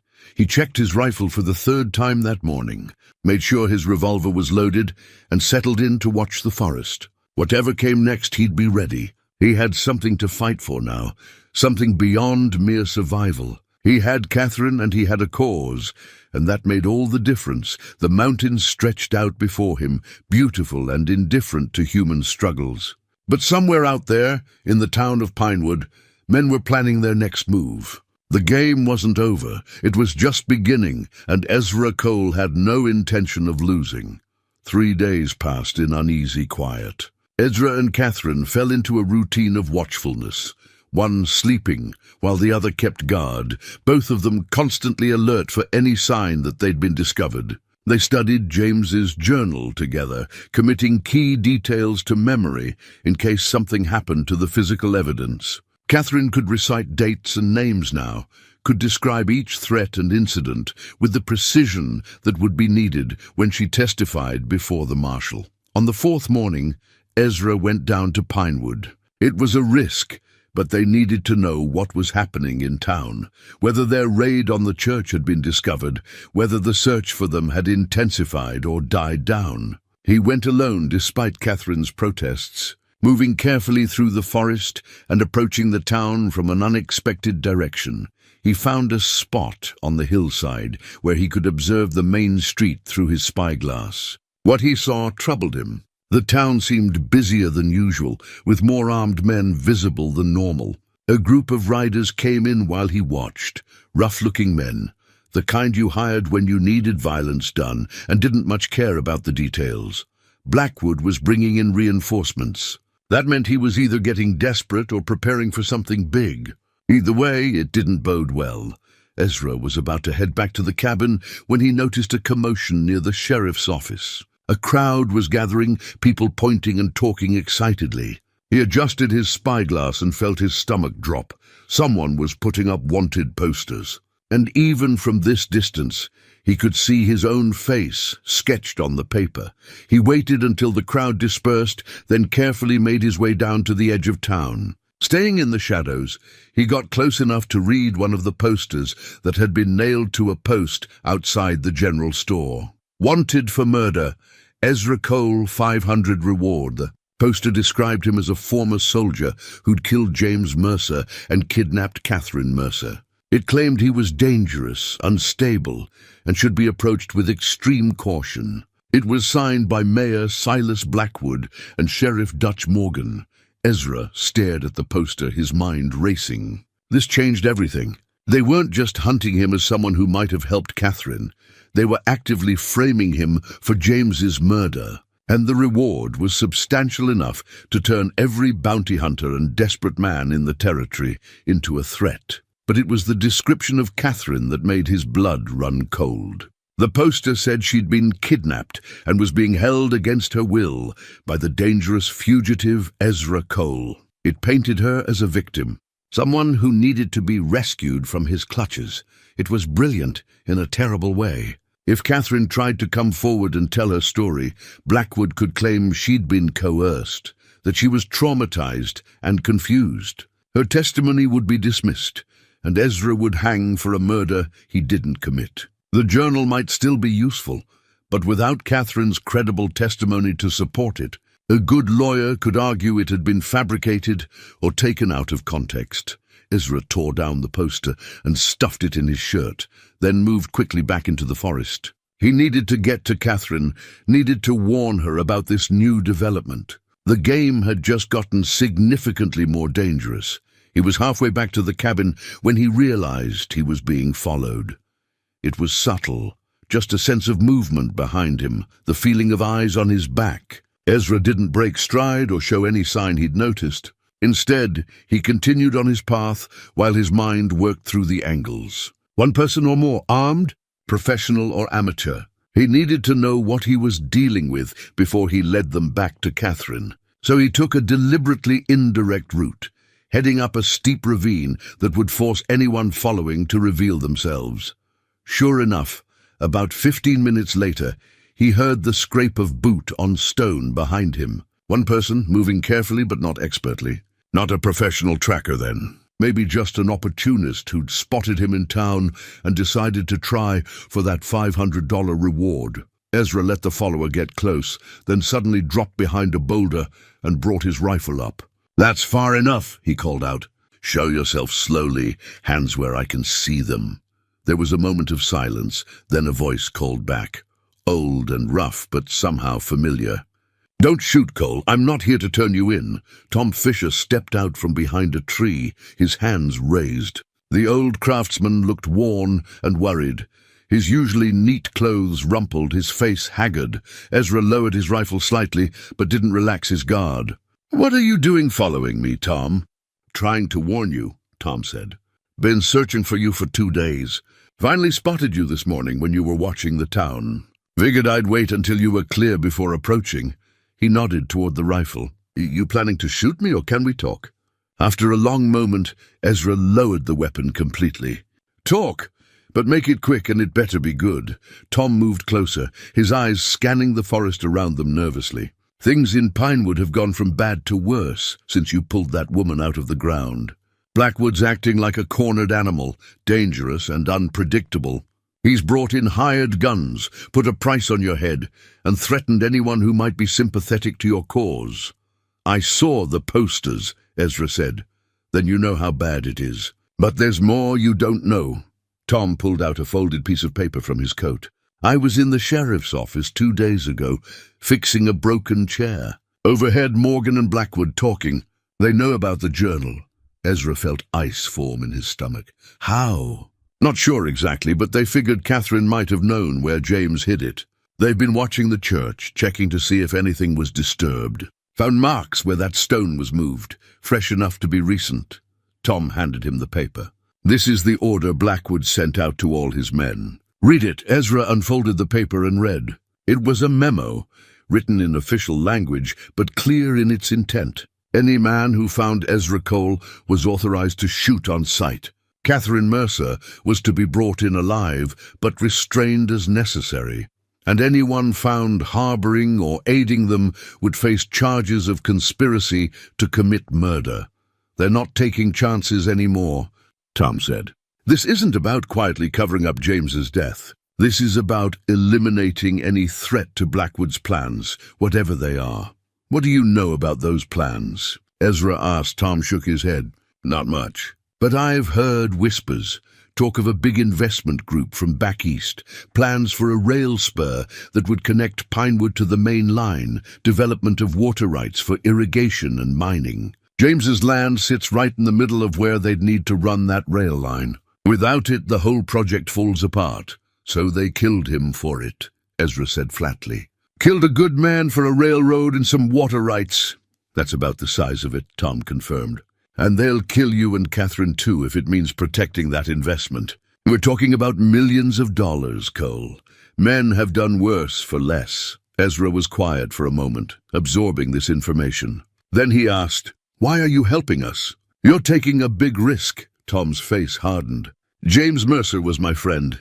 A good man, one of the best I've known. I stood at his funeral and said nothing when I knew damn well his death wasn't an accident. I've been carrying that shame for 3 months now. Then when Catherine disappeared and they said she'd been kidnapped, I knew it was all lies. I should have spoken up then, should have done something. I'm doing it now, late as it is. Speaking up will get you killed," Ezra pointed out. "Maybe," Tom said. "But staying silent while good people die, that's a slower kind of death, and I've had enough of it." He looked at Ezra directly. "You got that journal, yes? James's record of everything that happened?" "We do," Ezra confirmed carefully. "Then you've got a chance. The federal marshal, his name is Clayton Webb, he's due in town in 10 days, not 2 weeks. Schedule changed. He's coming early because there've been reports of violence and corruption in this territory. If you can get that journal to him, along with Catherine's testimony, he'll have the authority to arrest Blackwood and everyone involved. 10 days, Ezra repeated. Can we stay hidden that long? That's the problem, Tom said grimly. Blackwood knows he's running out of time too. He's planning something. I don't know what exactly, but I heard him tell Morgan to take care of the problem permanently before Webb arrives. Whatever they're planning, it's happening soon. Maybe in the next day or two, Ezra cursed under his breath. They'd thought they had time, that they could wait out Blackwood and survive until the marshal arrived. But if Blackwood was planning to force a confrontation, hiding wouldn't be enough. There's something else, Tom said, and his expression turned even grimmer. Those men Blackwood hired, they're not just thugs. One of them used to be an army scout, tracker named Carson, best manhunter in the territory. If he's the one looking for you, he'll find your cabin within a day or two. Maybe less if he's good as they say. That explained the boot prints Ezra had found up on the rocks, the cavalry boots, the purposeful stride. Carson had already been scouting the high country, looking for signs. It was only a matter of time before he narrowed his search to Ezra's cabin. What would you do? Ezra asked Tom. If you were in my position. Tom thought for a moment. I'd stop running. You can't stay ahead of Carson, not for 10 days. And even if you could, Blackwood will just keep bringing in more men, keep tightening the noose. Your only chance is to change the game, stop being the hunted and become the hunter.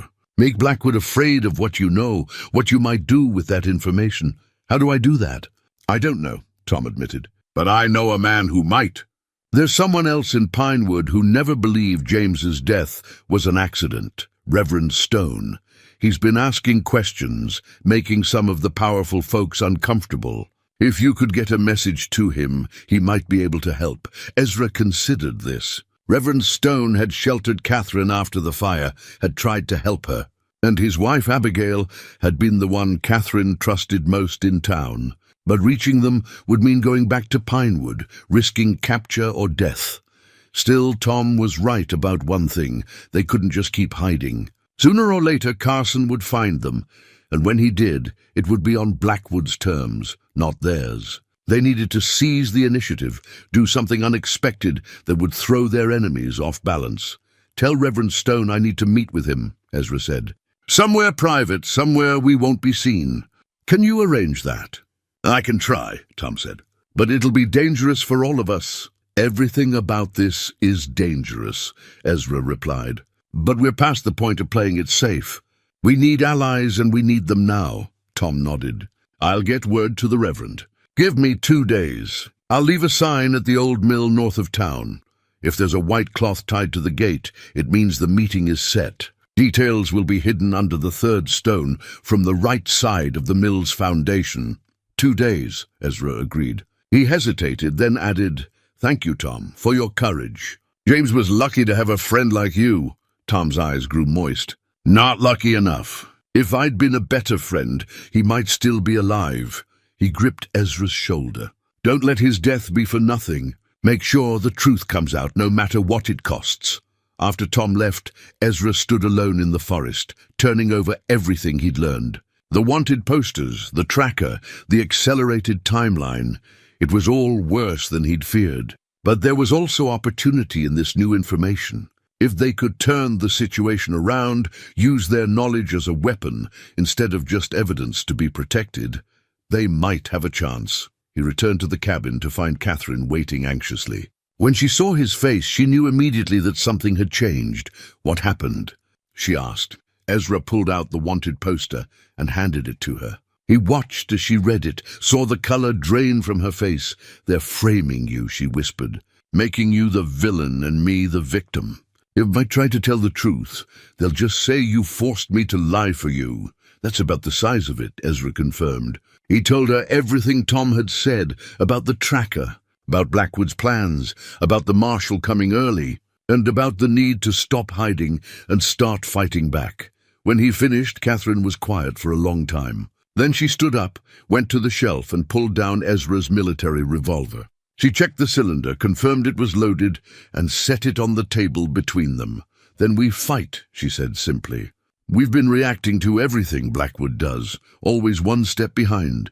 It's time we made him react to us. Ezra looked at her, this woman who'd been buried alive, who'd lost everything, who should by all rights be broken and defeated. Instead, she was standing tall, fire in her eyes, ready to go on the offensive against men who'd tried to kill her. You're something else. Catherine Mercer, he said with genuine admiration. I'm a woman with nothing left to lose, she replied, and that makes me very dangerous. She was right. They were both dangerous now, not because they wanted violence, but because they were willing to risk everything for justice. Blackwood had made a terrible mistake when he failed to make sure Catherine was dead. No, that mistake was going to cost him everything. The next 2 days would determine whether they lived or died, whether James Mercer's murder was avenged or forgotten. But either way, Ezra and Catherine were done hiding. The fight was coming to them, and they'd meet it head-on. The next morning, Ezra and Catherine began preparing in earnest. If they were going to stop running and start fighting, they needed to be ready for whatever Blackwood might throw at them. More than that, they needed a plan that would shift the balance of power in their favor. We can't beat them with force, Ezra said as they sat at the cabin table, the journals spread between them. They have more men, more guns, and home territory advantage, but we have something they don't, the truth, documented and undeniable. We need to use that. The marshal arrives in 8 days now. Catherine said. "If we can survive until then and get this journal to him along with my testimony, Blackwood loses everything. So his move will be to force a confrontation before that deadline, while he still has the upper hand, which means we need to survive and make sure this journal reaches Marshal Webb, even if we don't," Ezra finished. "That's priority one. Everything else is secondary." They discussed options long into the morning. The journal needed to be protected above all else, but they also needed to maintain some mobility, some ability to fight back if cornered. Hiding the journal in the cabin wasn't enough. If Blackwood's men found this place, they'd tear it apart, searching for evidence. "What if we made copies?" Catherine suggested. "Not the whole thing, we don't have time for that, but the most damning entries. The ones with specific dates and threats. If we had multiple copies hidden in different places, they couldn't destroy all of them. It was a good idea." They spent the next several hours carefully transcribing key passages from the journal onto pages they tore from an old ledger Ezra had. Catherine's handwriting was neat and precise, and she included James's original dates and the context around each entry. By the time they finished, they had 3 separate copies of the most important evidence. "One stays here, hidden," Ezra said. "One we carry with us. And one goes to Tom Fisher," Catherine finished. "With instructions to give it to the marshal if something happens to us," Ezra nodded. It was solid planning, the kind of contingency thinking that might keep them alive. But there was still the immediate problem of the tracker, Carson, who was undoubtedly closing in on their location. "I'm going to scout the area," Ezra said, standing and checking his rifle. "See if I can find any sign that they're nearby. If Carson's as good as Tom says, he might already have found this place." "Then I'm coming with you," Catherine said immediately. "You're still healing." "Your ribs are well enough," she interrupted. "And I'm a better shot than you give me credit for. Besides, if they're close, splitting up is the worst thing we could do. We stay together, watch each other's backs." Ezra wanted to argue, but he recognized the stubborn set of her jaw. She was right anyway. They were stronger together than apart. And if things went wrong, he didn't want to die separated from her, didn't want her last moments to be alone in this cabin waiting for him to return. "All right," he agreed. "But you follow my lead. Do exactly what I say when I say it. Out there, hesitation gets you killed." Catherine picked up the revolver and checked it one more time. "I understand." They prepared carefully, packing light but bringing everything they might need. Ammunition, water, some dried meat, matches, and most importantly, the journal and 1 set of copies wrapped in oilcloth. Ezra also took his father's compass, the one he'd given to Catherine, and strapped his father's hunting knife to his belt before they left. Catherine wrote a quick note explaining everything and sealed it with the remaining copies of the journal entries in a waterproof pouch. She hid this under a loose stone in the fireplace, somewhere that wouldn't be immediately obvious, but could be found if someone knew to look. "If we don't make it," she said quietly, "maybe someday someone will find that and know what happened." "Know that we tried. We're going to make it," Ezra said firmly. But he understood the impulse, the need to leave some record, some testimony that they'd existed and fought for something that mattered. They left the cabin in early afternoon, moving carefully through the forest. Ezra led them not directly toward Pinewood, but in a circular route that would let him check for signs of intrusion from multiple directions. He'd learned this kind of patrol work in the war, the art of reading the land, of seeing the small details that revealed human presence. About 2 miles from the cabin, he found what he was looking for. Boot prints in soft earth beside a creek, recent enough that water hadn't filled them in yet. He knelt to examine them while Catherine kept watch. "Same prints as before," he said quietly. "Carson's been here, probably within the last few hours. He's working in a grid pattern, methodically searching each section. How close is he to finding the cabin? Too close. If he maintains this pattern, he'll stumble on it by tomorrow afternoon at the latest." Ezra stood, his mind working through the implications. "We can't go back there." "Not until we deal with him." "Deal with him how?" Catherine asked. "We can't kill him in cold blood." "No," Ezra agreed. "But we can lay a trap, lead him somewhere we have the advantage, and take him alive if possible." With Carson out of the picture, Blackwood loses his best tracker. That buys us time. They spent the next hour setting up that trap. There was a narrow ravine about a mile from the cabin, a place where the trail squeezed between two rock walls. Ezra positioned Catherine up on one side with the rifle, while he took position on the other with his revolver. Then he carefully left a trail of signs leading directly to this spot. Broken branches, scuffed earth, even a few drops of animal blood he'd saved from a recent hunt to suggest an injured person had passed through. If Carson was as good as his reputation, he'd spot the trail and follow it. And when he did, he'd find himself in a kill box with guns on both sides. But they'd give him a chance to surrender first. That was important. Ezra wouldn't become a murderer just because he was being framed as one. They didn't have to wait long. Within an hour, Ezra heard careful footsteps approaching. A man came into view, tall and lean, moving with the confidence of someone who knew his craft. He was studying the ground, following the trail Ezra had left, rifle held ready but not aimed. Ezra let him get into the middle of the ravine, then called out, "That's far enough, Carson. You're covered from both sides. Set the rifle down easy and put your hands up." Carson froze, his eyes quickly scanning the rocks above him. He was fast, faster than Ezra expected. Instead of complying, he dove for cover behind a boulder, bringing his rifle up. A shot rang out from Catherine's position, deliberately high, but close enough to make Carson flinch. "Next one's not a warning," she called down. Carson considered his options, then slowly set his rifle down and raised his hands. "You're Cole, I take it," he said calmly. "And the woman must be Catherine Mercer. You're working for the wrong people," Ezra said, climbing down from his position while keeping his revolver trained on Carson. "Blackwood's a murderer and a thief. Whatever he's paying you isn't worth becoming part of that." "I'm a tracker, not a judge," Carson replied. "Man pays me to find people, I find them. What happens after isn't my concern." "It should be," Catherine said, joining them with the rifle still aimed at Carson's chest. "You're helping cover up murder." "That makes you complicit," Carson shrugged. $500 says otherwise. "I got no quarrel with either of you personally, but business is business." Ezra studied the man.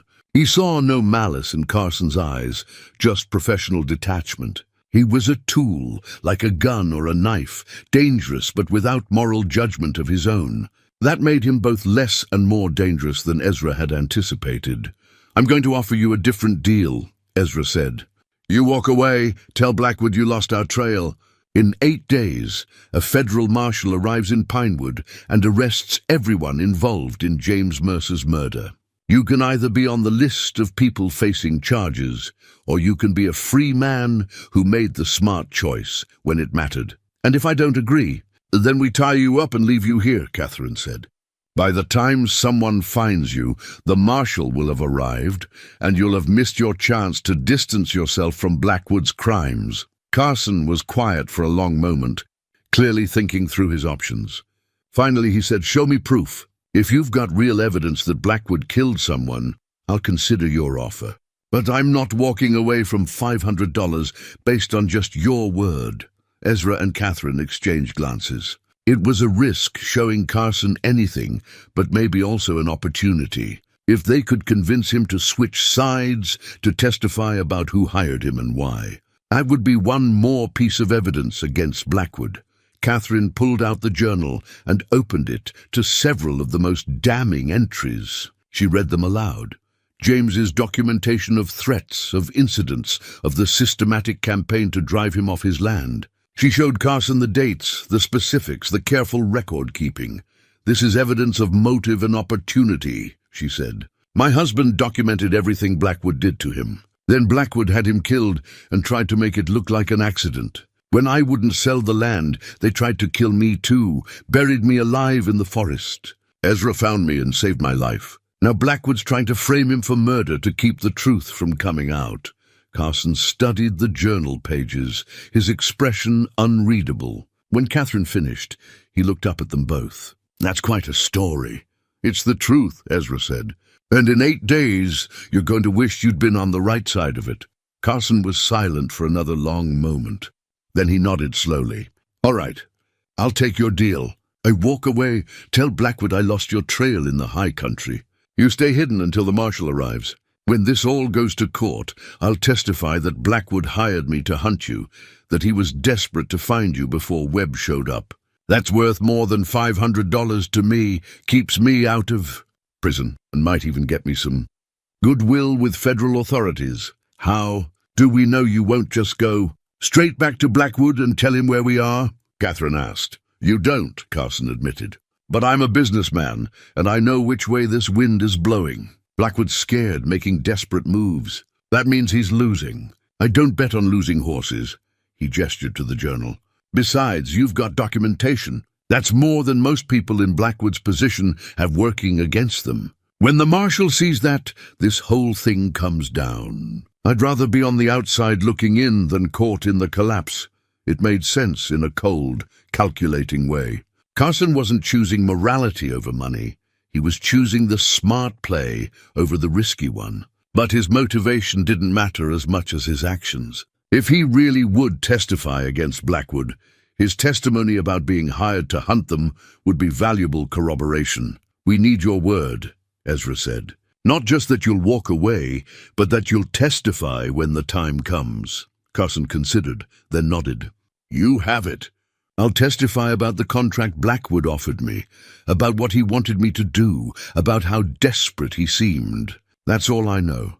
But it's yours if you need it. They made him leave his rifle and most of his ammunition as insurance, then watched him walk away down the ravine. Catherine kept him covered until he was out of sight, then lowered the rifle with a long exhale. Do you trust him? She asked. About as far as I could throw this mountain, Ezra replied. But I think he meant what he said about betting on the winning side. Men like Carson survive by reading situations correctly. And he read this one the way we need him to, so what now? Catherine asked. Now we check on Tom's signal at the old mill. If Reverend Stone agreed to meet with us, we need to know where and when. If we can get the church on our side, publicly speaking out about what happened to you and James, that changes everything. Blackwood can't suppress the truth if it's being preached from the pulpit.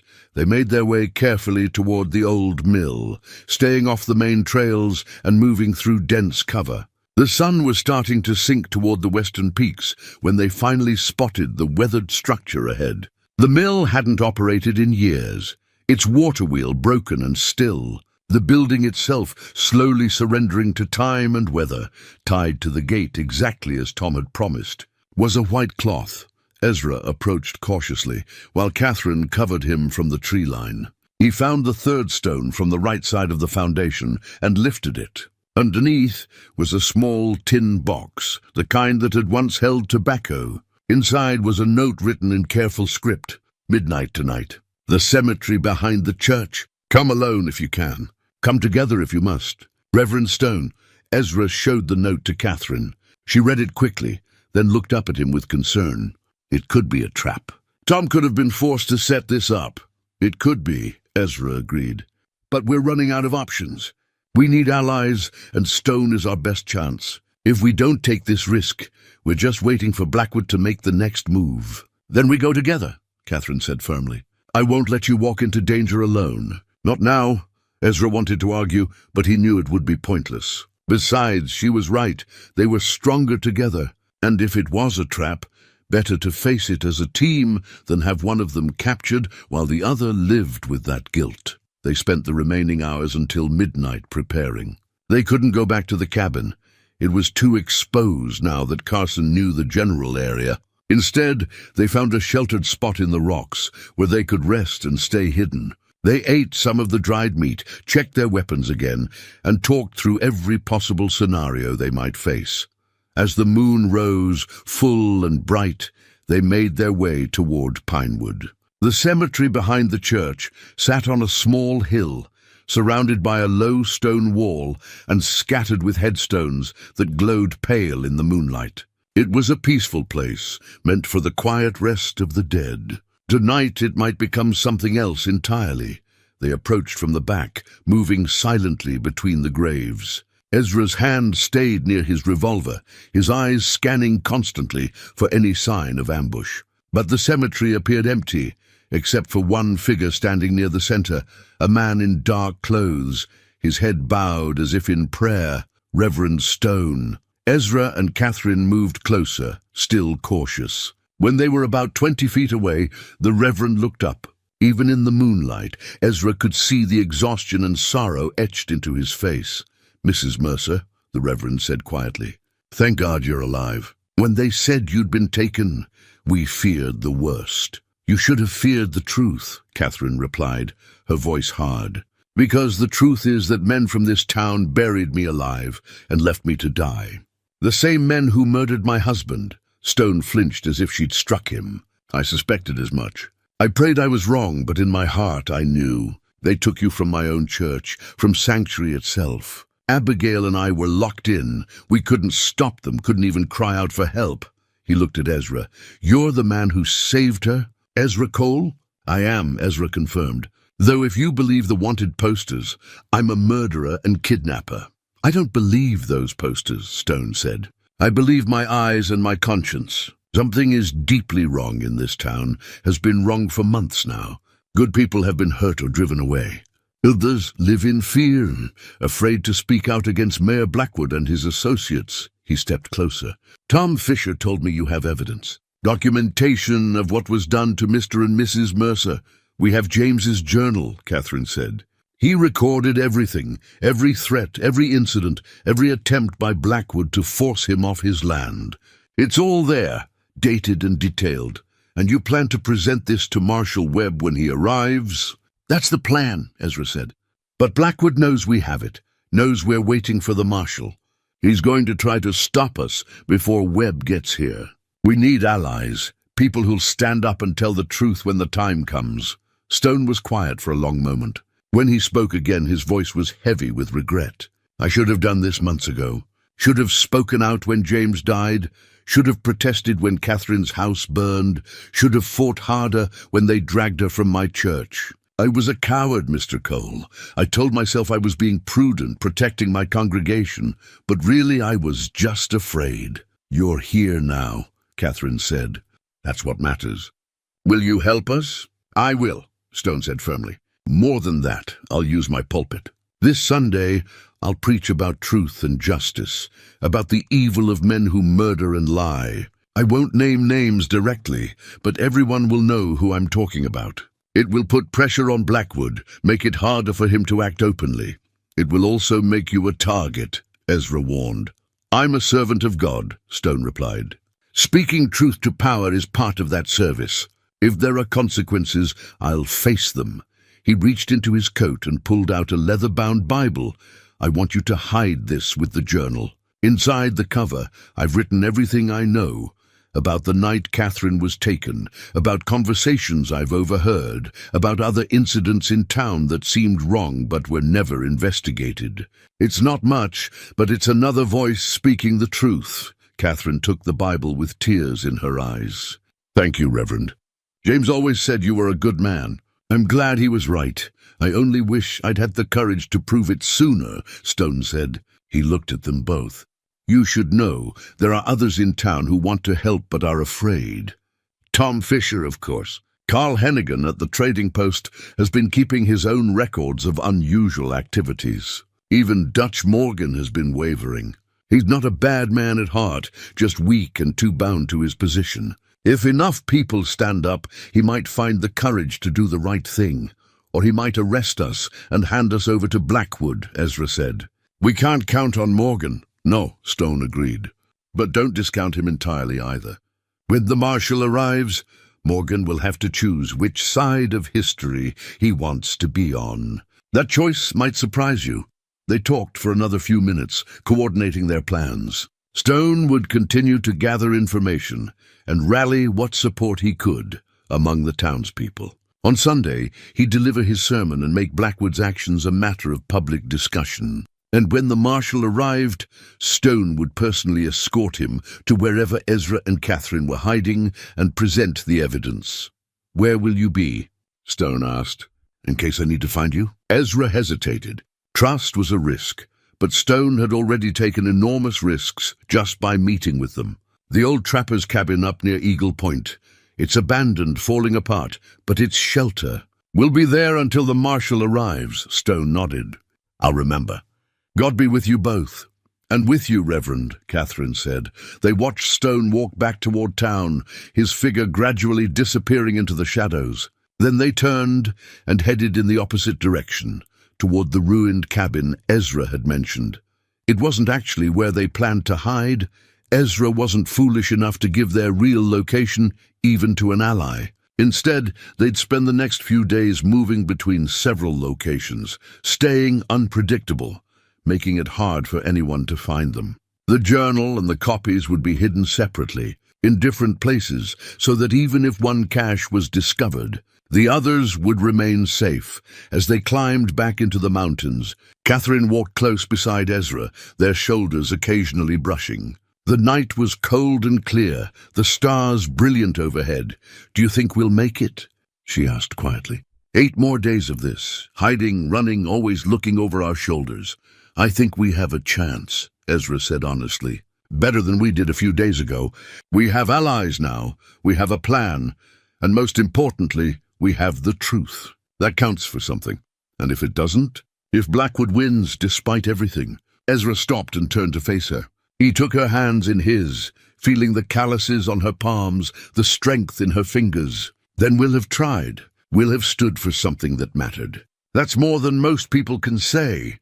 Catherine looked up at him, and in the moonlight he could see the hope and fear warring in her eyes. Then she leaned forward and kissed him, not like before, tentative and questioning, but with certainty and passion. When they broke apart, both breathing hard, she said, I need you to know something. Whatever happens, whether we survive this or not, finding you, being with you these past days, it's meant everything to me. You gave me a reason to keep fighting when I wanted to give up. You've shown me that maybe there's still a future worth living for. There is, Ezra said softly. For both of us, we just have to live long enough to see it. They held each other in the darkness, drawing strength from their shared warmth, from the connection that had grown between them. Then reluctantly, they separated and continued their journey into the mountains. Behind them, Pinewood slept, unaware that its foundation was about to crack. In 8 days, the truth would come to light, and men who'd thought themselves untouchable would face justice. But first, Ezra and Catherine had to survive. And that was going to take every bit of skill, courage, and determination they possessed. The final confrontation was coming. They could feel it approaching like a storm on the horizon, inevitable, dangerous, and cleansing in its fury. When it broke, they'd need to be ready, because this time there would be no second chances. 6 days passed in a blur of constant vigilance and careful movement.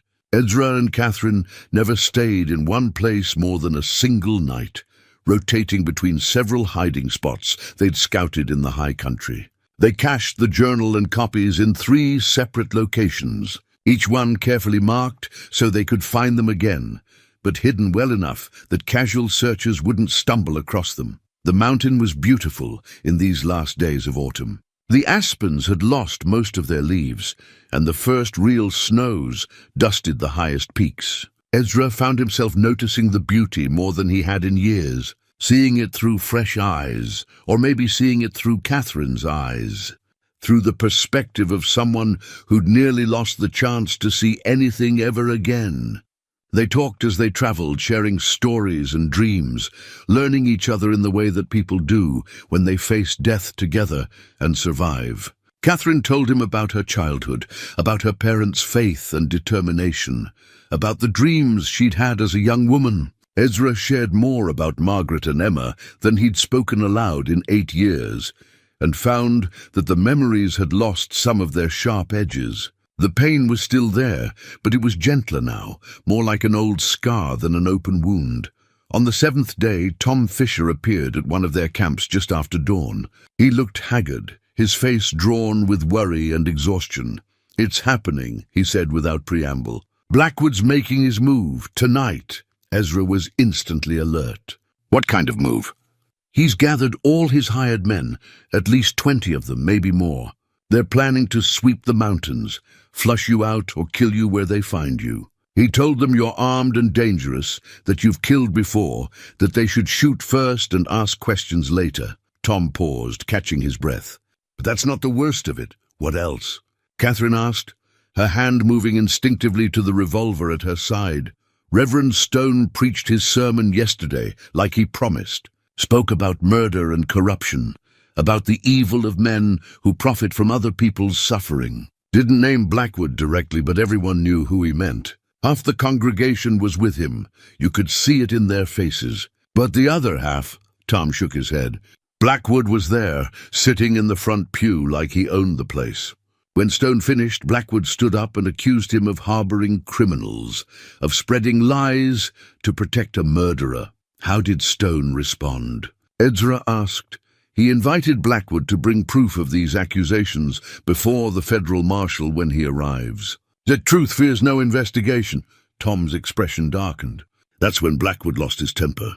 Started shouting about how he wouldn't wait for some federal bureaucrat to clean up the mess in his town.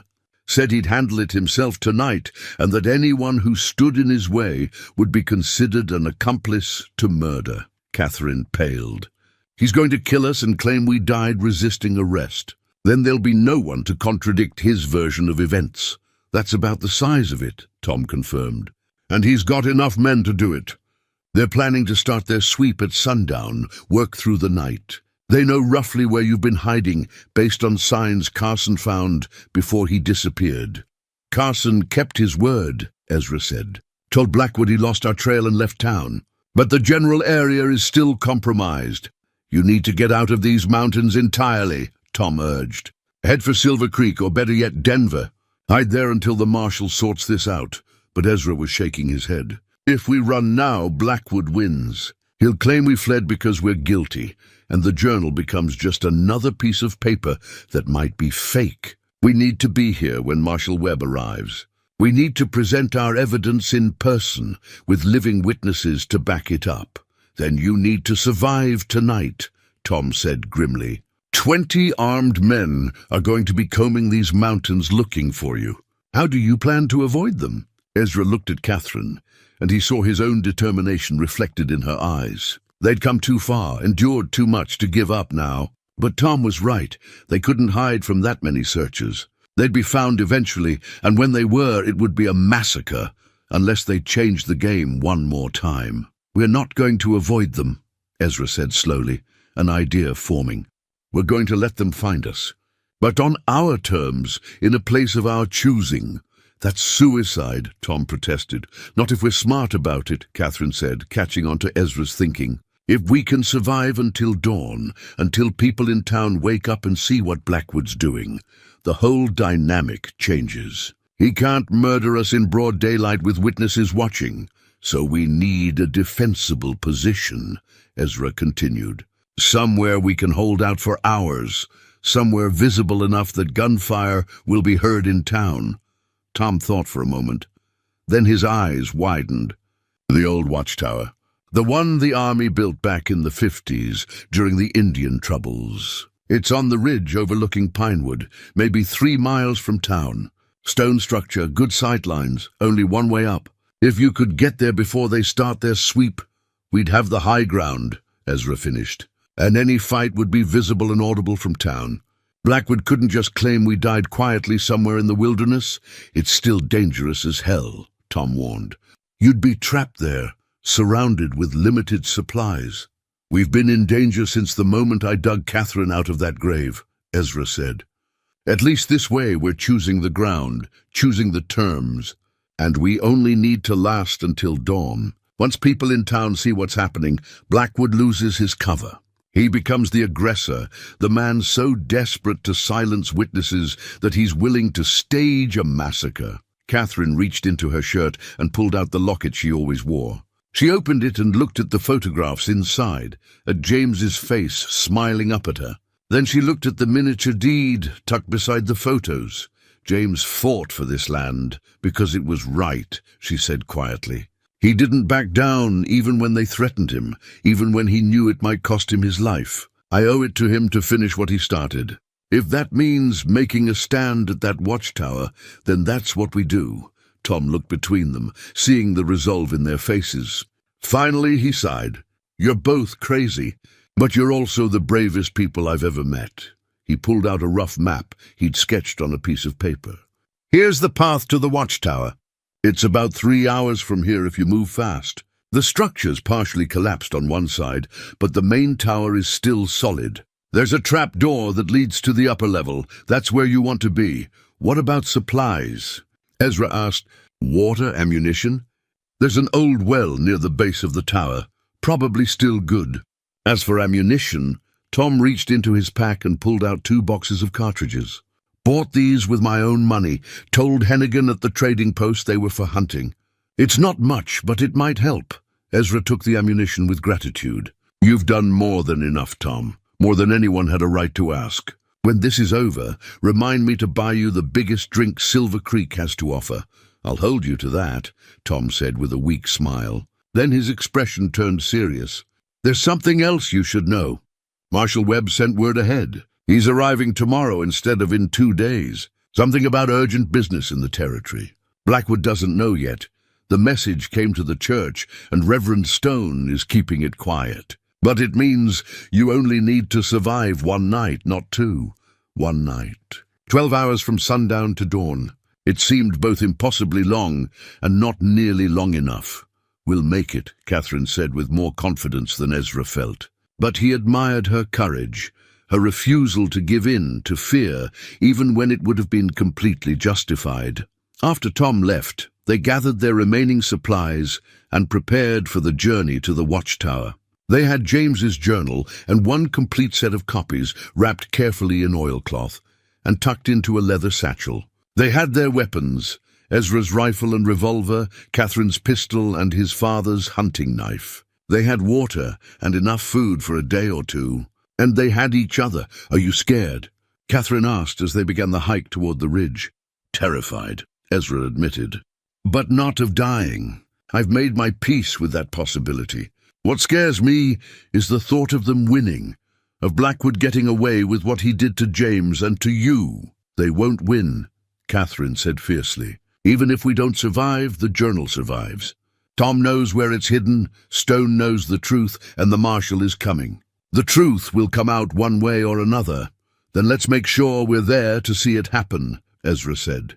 They reached the watchtower as the sun was beginning its descent toward the western peaks. The structure was exactly as Tom had described, a stone tower about 30 feet high, with a collapsed section on one side, but the main structure still solid. There was indeed a well nearby, and when Ezra tested it, the water was cold and clean. Inside the tower, they found evidence of previous use: old campfire ashes, a few rusted cans, some rotted rope. They climbed the wooden ladder to the upper level, testing each rung carefully. The trap door was heavy, but functional, and once they pulled it up behind them, they'd be relatively secure from anyone trying to rush them from below. The upper level had narrow windows on all 4 sides, perfect for defense. Ezra could see for miles in every direction, the mountains stretching away to the west and north, and to the east, the town of Pinewood spread out below them like a toy village. Smoke rose from chimneys. People moved through the streets, going about their evening routines, completely unaware of the drama about to unfold above them. "Good sight lines," Ezra observed, checking each window. "We'll be able to see them coming from any direction, and they'll have a hard time approaching without exposing themselves." Catherine set about arranging their supplies and checking their ammunition. They had enough for a sustained defense, but not for a prolonged siege. They'd need to be smart about their shots, make every bullet count. As the sun touched the horizon, painting the sky in shades of orange and purple, they settled in to wait. Ezra sat by the eastern window, watching the town below. Catherine sat beside him, close enough that their shoulders touched. "Whatever happens tonight," she said softly, "I want you to know that these past days with you have been—" She paused, searching for words. "They've been a gift. You gave me back my life, but more than that, you gave me a reason to want to live it." Ezra turned to look at her, seeing the firelight of the sunset reflected in her eyes. "I was dead long before I met you," he said. "Just going through the motions, existing but not living. You changed that." You reminded me that there are still things in this world worth fighting for, worth dying for if necessary. They kissed then, long and deep, pouring into it all the fear and hope and love they might not get another chance to express. When they finally broke apart, both of them had tears in their eyes. "I love you," Catherine whispered. "I know it's fast, I know it's crazy, given everything that's happened, but I do. I love you, Ezra Cole." "I love you too," Ezra said, and he meant it with every fiber of his being. He'd thought he'd never say those words again, never feel that depth of connection with another person. But life had surprised him, had given him one more chance at something real and precious. Now they just had to survive long enough to see where it might lead. As darkness fell and the first stars appeared, they saw movement in the town below. A large group of men gathered near the sheriff's office, torches being lit, horses being saddled. Blackwood's army preparing to hunt them down. Ezra watched them through his spyglass, counting heads, noting weapons. 23 men, all armed. It was worse odds than he'd hoped for, but not impossible. They had the high ground, good cover, and the advantage of knowing their enemy was coming. The group split into 3 sections, each heading in a different direction into the mountains. But one group, the largest, led by a man Ezra recognized as Dalton Morgan, was heading straight toward the ridge where the watchtower stood. "They know we're here," Catherine said. "Seeing the same thing, or they're checking every possible location," Ezra replied. "Either way, they'll be here within the hour." They made final preparations, loaded weapons positioned at each window, extra ammunition within easy reach. The journal hidden in a crevice in the stone wall where it wouldn't be damaged by gunfire. If they died here tonight, at least the truth would survive. As they waited for the attack to begin, Ezra found himself thinking about his father and grandfather, about the hunting knife that had been passed down through generations of men who'd faced their own battles and their own fears. He touched the knife at his belt, drawing strength from the knowledge that he came from people who'd endured, who'd stood for what was right even when it cost them everything. "They're coming," Catherine said quietly, pointing to the trail below where torchlights were visible. Moving steadily toward the tower, Ezra moved to the window and called down, his voice carrying in the night air. "That's close enough, Morgan. You're on federal land surrounding a historical structure. Turn back now while you still can." Dalton Morgan's laugh echoed up to them. "You're in no position to give orders, Cole. Come down peacefully and maybe you'll live to see a trial. Make us come up there and we'll drag your bodies down." "We're not coming down," Catherine shouted. "And we're not afraid of you. Marshal Webb arrives tomorrow morning. When he does, he'll find us alive and ready to testify. Or he'll find our bodies and want to know why the mayor of Pinewood felt the need to murder witnesses." There was a long silence. Then Blackwood's voice joined the conversation. Apparently, the mayor himself had come along to supervise. "You're both delusional. There is no evidence. There is no conspiracy. There's just a murderer and his accomplice, and the good people of Pinewood doing their duty to bring them to justice. The good people of Pinewood will see through your lies," Ezra called back. "They already are. Reverend Stone told the truth yesterday. Others are starting to ask questions. Your time is running out, Blackwood." "My time?" Blackwood's voice rose to a shout. "My time? I built this town. I made it prosperous. And I'll be damned if I let some uppity farmer and a washed-up soldier destroy everything I've worked for." "You destroyed yourself when you murdered James Mercer," Catherine said, her voice steady and clear. "Everything that happens now is just the consequence of that choice." "Last chance," Morgan called up. "Surrender now or we're coming up." "Come ahead," Ezra replied. "But know that every shot fired tonight will be heard in town. Every man who dies will be on your conscience. And tomorrow, when the marshal arrives, he's going to want explanations for all of it." There was more silence, and Ezra imagined the men below arguing among themselves, some having second thoughts about what they were being asked to do. But then Morgan barked an order and gunfire erupted. The battle for the watchtower had begun. Bullets slammed into the stone walls of the watchtower, sending chips of rock flying. Ezra and Catherine stayed low, returning fire only when they had clear targets. The attackers were advancing up the hill in rushes, using rocks and trees for cover, trying to get close enough to storm the tower. Ezra took careful aim at a man who'd broken cover and squeezed the trigger.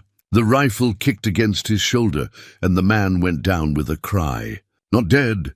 Ezra had aimed for the leg, wanting to wound rather than kill. These men were mostly hired guns and desperate farmers, not the architects of the conspiracy. They didn't deserve to die for Blackwood's crimes if it could be avoided. "East window," Catherine called out, and Ezra shifted position to see 3 men trying to flank them from that direction. Catherine fired twice, her shots forcing the men back into cover. She was handling herself well, calm under fire, making her shots count. The siege settled into a grim rhythm. The attackers would advance. Ezra and Catherine would drive them back with precise fire, and then there would be a lull while both sides regrouped. The men below had numbers and ammunition on their side, but Ezra and Catherine had position and protection. As long as their ammunition held out and no one got lucky with a shot, they could maintain this stalemate for hours, which was exactly what they needed to do. An hour into the fight, Ezra heard shouts from below that weren't about the battle. Looking down through the darkness, he could see lights moving in Pinewood, people coming out of their homes, gathering in the streets, looking up toward the ridge where gunfire echoed through the night. The townspeople were waking up, becoming aware of what was happening. "They're watching," Catherine said, seeing the same thing. Blackwood can't hide this anymore. But Blackwood wasn't ready to give up. Morgan organized another assault, this time sending men from 2 directions simultaneously. Ezra and Catherine had to split their attention, each covering a different approach. It was harder now, more desperate, and Ezra felt a bullet whip past his head close enough that he felt the heat of its passage. He returned fire, forcing the attackers back once more, but he knew they couldn't sustain this forever. Sooner or later, exhaustion or bad luck would get them killed. Then something unexpected happened. New voices joined the chaos below, men shouting at each other, arguing. Through his spyglass, Ezra saw a new group arriving on horseback. At their head was a man in a long coat with a badge glinting on his chest. Marshal Clayton Webb had arrived early. Everything changed in an instant. Webb was shouting orders, demanding to know what was happening, why armed men were besieging a federal structure. Blackwood was trying to explain, claiming they were apprehending a murderer, but his voice had lost its confident authority. He sounded desperate, cornered. "Hold your fire," Ezra called down to the attackers. "Marshal Webb, this is Ezra Cole. We're coming down under flag of truce. We have evidence of murder and corruption that needs to be presented to federal authority." "Stay where you are, Cole," Webb shouted back. "Nobody moves until I understand what's happening here." What followed was a tense standoff while Webb questioned Blackwood, Morgan, and the assembled townspeople who'd gathered at the base of the ridge. Ezra could hear fragments of the conversation, Blackwood insisting that Ezra was a murderer, Webb demanding to see warrants and evidence, Catherine's name being mentioned repeatedly. Finally, Webb called up to the tower. "Cole, Mrs. Mercer, I'm coming up alone and unarmed. I want to hear your side of this situation." "Come ahead, Marshal," Ezra replied. "We're not a threat to you." They watched as Webb climbed the path to the tower, his hands clearly visible and empty. He was a man in his 50s, Ezra guessed, with iron-gray hair and the weathered face of someone who'd spent decades enforcing law on the frontier. When he reached the tower entrance, Ezra called down that they were lowering a rope to pull up the trapdoor. Webb climbed up carefully and emerged into the upper level of the tower. He looked at Ezra and Catherine, both dirty, exhausted, but standing firm with their weapons lowered but ready. "You've caused quite a commotion," Webb said mildly. "Mayor Blackwood down there says you killed a man named James Mercer and kidnapped his widow. He says you're a dangerous criminal and that he's been trying to apprehend you for days." "That's a lie," Catherine said firmly. "I'm Catherine Mercer. James was my husband and Mayor Blackwood had him murdered when he refused to sell our land. Then Blackwood's men tried to kill me, buried me alive in the forest. Ezra saved my life, and we've been trying to survive long enough to present our evidence to you." Webb's eyes sharpened with interest. "Evidence?" Ezra retrieved the journal from its hiding place and handed it to the marshal. James Mercer documented everything. 3 years of threats, intimidation, and corruption. He knew Blackwood was trying to force him off his land, and he kept careful records. The final entry was 3 days before his death. Webb opened the journal and began reading by the light of the lantern they'd lit. His expression grew darker with each page. When he reached the entries describing Blackwood's threats and the suspicious circumstances of James's death, he looked up at Catherine. "You can verify this. Testify to what happened." "Every word," Catherine said, "and I can tell you about my own attempted murder, about being beaten, buried alive, and left to die, about the men who did it, Dalton Morgan and 2 others working for Blackwood, about how they burned my house to destroy evidence, how they've been hunting us to keep the truth from coming out." Webb was quiet for a long moment, processing what he'd heard and read. Then he said, "That's quite an accusation, Mrs. Mercer, but you understand I need more than just a journal and your testimony. I need corroboration, witnesses, evidence that can stand up in court." "Reverend Stone will testify," Ezra said. "He witnessed Catherine being taken from his church. Tom Fisher has been keeping his own records of suspicious activities in town. And there's a tracker named Carson who can testify that Blackwood hired him to hunt us down before you arrived." 6 weeks later, Catherine stood at James's grave in the cemetery behind the church. The morning was crisp and clear, the kind of autumn day that reminded her of better times. She held a bouquet of wildflowers, the last of the season, and laid them gently on the headstone. "It's done, James," she said softly. "Blackwood, Crane, and Dalton Morgan all convicted. They'll hang next month. Sheriff Morgan testified against them. He's lost his badge, but at least he found his conscience at the end. The truth came out, just like you wanted, just like you planned for with that journal." She touched the cold stone, tracing the letters of his name. "I miss you. I'll always miss you. But I think you'd understand what's happened. I think you'd approve." Footsteps approached behind her, and she didn't need to turn to know it was Ezra. She'd learned to recognize his tread, the quiet confidence in how he moved. He came to stand beside her, his hand finding hers. "You all right?" he asked gently. "I am," Catherine said, and she meant it. "I'm saying goodbye, not to his memory, I'll carry that forever, but to the grief, to the anger, to the need for vengeance. It's time to let those things go and start living again." Ezra nodded, understanding without needing more explanation. They'd talked a lot over these past weeks, sitting together during the long trial, sharing their thoughts and feelings as they watched justice slowly grind forward. The process had been difficult but necessary, and through it all they'd grown closer. "I went to the land office this morning," Catherine said. "Signed the papers. James's property is officially mine now, legally recognized. They tried to take it, but in the end truth and law prevailed. What will you do with it?" Ezra asked. Catherine looked at him, a small smile playing at her lips. "I thought maybe we could build something there. Not the house that burned, something new, something that's ours. If you're willing, that is." Ezra felt his heart swell. They danced around this conversation for weeks, both of them knowing where things were heading, but hesitant to rush into promises. But standing here in the morning light, with the worst behind them and the future stretching out ahead, it felt right to finally say the words. "I'm willing," he said. "More than willing. Catherine, I love you. I want to build a life with you, whatever that looks like." "I love you too," Catherine replied. "And I think James would approve. He always said life was too short to waste on regrets or hesitation. He'd want me to be happy, to find joy again." They left the cemetery hand in hand, walking back toward town. Pinewood had changed in the weeks since Blackwood's arrest. The fear that had gripped the town had lifted, replaced by a cautious optimism. New leadership was emerging.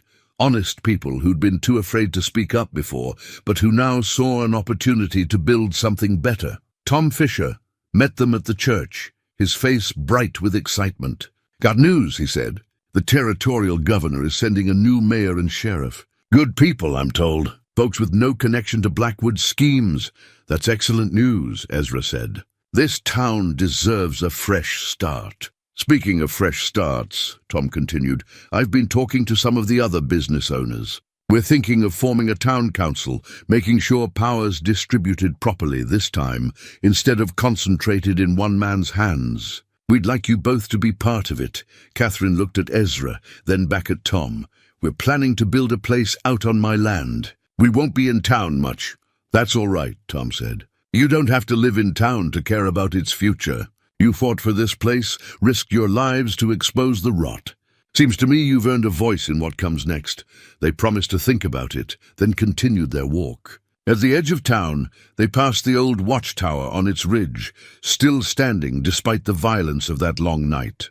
Looking at it now, Catherine felt a strange mixture of emotions, fear at what had almost happened, pride at what they'd accomplished, and gratitude that they'd survived to see this day. I keep thinking about that compass, she said. Your father's compass that you gave me. You said it was for me to find my way if something happened to you. I remember, Ezra said. I don't need it to find my way anymore, Catherine continued, because wherever you are, that's my true north. That's home. She pulled the compass from her pocket and held it out to him. But I think we should keep it, pass it down when we have children. A reminder of where we came from, what we survived, how we found each other. Ezra took the compass, but instead of pocketing it, he held it between them. Then let's keep it together. Not mine or yours, but ours. Like everything else from now on, they returned to the cabin in the mountains one last time to gather their belongings. Ezra had decided to give it to a young trapper he'd met, someone who needed a start and would take care of the place. The cabin had served its purpose. It had been his refuge for 8 years, and then it had been their sanctuary when they needed it most. But it was time to move on, to build something new. As they packed, Catherine found the knife that Ezra's father had carried, the one Ezra had given her during their flight from Blackwood's men. She'd kept it sharp and clean, treating it with the respect such an heirloom deserved. What should we do with this? She asked, holding it up. Ezra took the knife and looked at it for a long moment, remembering his father, his grandfather, all the men who'd carried it before him. Then he smiled. We hang it above our hearth in the new house. Let it watch over us and whatever family we build, the way it watched over all those who came before. They spent their last night in the cabin together, watching the fire burn low, talking about their plans, the house they'd build, the life they'd create, the possibility of children who'd grow up knowing their mother's courage and their father's honor. They talked about visiting James's grave together every year on the anniversary of his death, making sure he was never forgotten. And they talked about small things too, what crops to plant, whether to raise cattle or horses, how to make the land prosper. As Catherine drifted off to sleep in Ezra's arms, she thought about how strange life was. How it could take everything away in one brutal instant and then, just when you thought you'd never heal, give you something precious and unexpected. She'd lost James, had nearly lost her own life. But through that darkness, she'd found Ezra. Found love again when she thought her heart was too broken to risk it. The next morning, they left the mountain cabin for the last time. They rode together toward the property that was now Catherine's, now theirs, where they'd build their future. The sun was bright, the air was clean, and the mountains stood eternal around them. Silent witnesses to human struggles and human hope. At the property, they found that Tom Fisher and Reverend Stone had already been there, clearing the burned remains of the old house and marking out the foundation for a new one. A simple sign had been posted. Future home of Ezra and Catherine Cole. Catherine saw the name and felt tears spring to her eyes. Cole. She'd be taking Ezra's name, becoming Catherine Cole. It felt right, like closing one chapter and opening another. James would always be part of her story, but this was a new beginning. Ezra noticed her tears and gently wiped them away. We don't have to rush, he said. If you need more time, I don't need more time, Catherine interrupted. I need you. I need this. I need to start building the life we both deserve. Over the following weeks, with help from friends in Pinewood, they raised the walls of their new home. It wasn't large or fancy, just a solid cabin with 2 rooms and a loft. a stone fireplace, and windows that looked out over the land James had loved and died to protect. Above the hearth they hung Ezra's father's knife, and beside it the locket Catherine always wore, now opened to display James's photograph and the miniature deed that had helped save their lives. On a cold November morning, with the first snow dusting the peaks, they stood before Reverend Stone in a small ceremony. Tom Fisher was there, and Abigail Stone, and a few other townspeople who'd become friends. Catherine wore a simple dress that Mrs. Stone had made, and Ezra wore his best clothes, still rough by city standards, but clean and respectable. When Stone pronounced them husband and wife, Ezra kissed Catherine with all the love and promise he'd thought he'd never feel again. And Catherine kissed him back, knowing that this was right, that this was real, that they'd earned this happiness through fire and blood and unwavering courage. Later, as they stood on the porch of their new home, watching the sun set over the mountains, Catherine leaned against Ezra's chest and sighed with contentment. "We made it," she said softly. "Through everything, we made it." "We did," Ezra agreed. "And whatever comes next, we'll face it together." Catherine looked down at the locket around her neck, at James's face smiling out from the photograph. She touched it gently, a final goodbye to the man who'd been her first love, her partner, her friend. Then she closed the locket and looked up at Ezra, at the man who'd saved her life and shown her that hearts could heal, that hope could return, that love could bloom even in the darkest soil. "Together," she echoed. "Always together." And as the stars began to appear in the darkening sky, they went inside their home, their new beginning, their hard-won peace, their future stretching out before them, full of promise and possibility. The mountain man had found the widow buried in the forest, and what she'd whispered had changed everything. But the real change wasn't in the exposure of corruption or the delivery of justice, important as those things were. The real change was in two broken people who'd found each other in the midst of darkness and discovered that even the worst circumstances couldn't extinguish hope, couldn't destroy the human capacity for love, couldn't stop the possibility of redemption. Sometimes the worst evil happens in the quietest places, far from any helping hand. But sometimes one act of mercy can change two lives forever. And those two lives joined together can change everything.